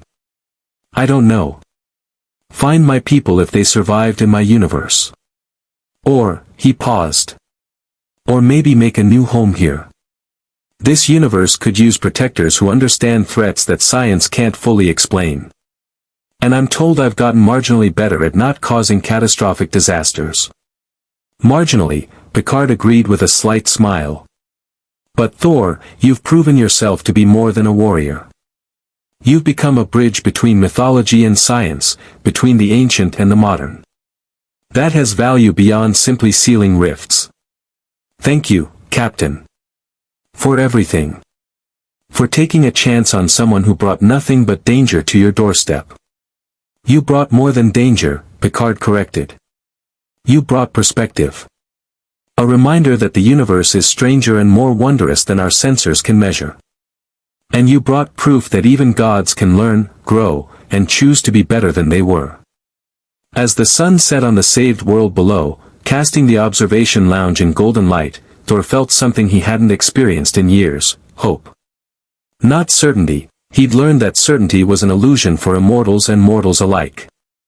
But hope that perhaps, just perhaps, his greatest failure could become his most meaningful redemption. Somewhere in the vast darkness between dimensions, the last sealed rift held firm against the pressure of imprisoned entities. The barriers would hold. Reality would endure. And a god from a fallen realm had found a new purpose in a universe that desperately needed heroes who understood that some battles couldn't be won with technology alone. Thor, god of thunder, king of nothing and protector of everything, had found his place among the stars of the Federation. And though the scars of breaking the 9 realms would never fully heal, he'd learned to transform those scars into strength. The universe had been saved not by might alone, but by the willingness of different peoples, human, Klingon, Vulcan, and Asgardian, to stand together against the darkness. And in that unity, Thor finally understood what his father Odin had tried to teach him so many years ago. True power isn't found in the strength of your arm or the might of your weapon. It's found in knowing when to fight, when to yield, and when to accept the help of others who believe you're worth saving. Live long and prosper. Hit the subscribe button for more interesting stories.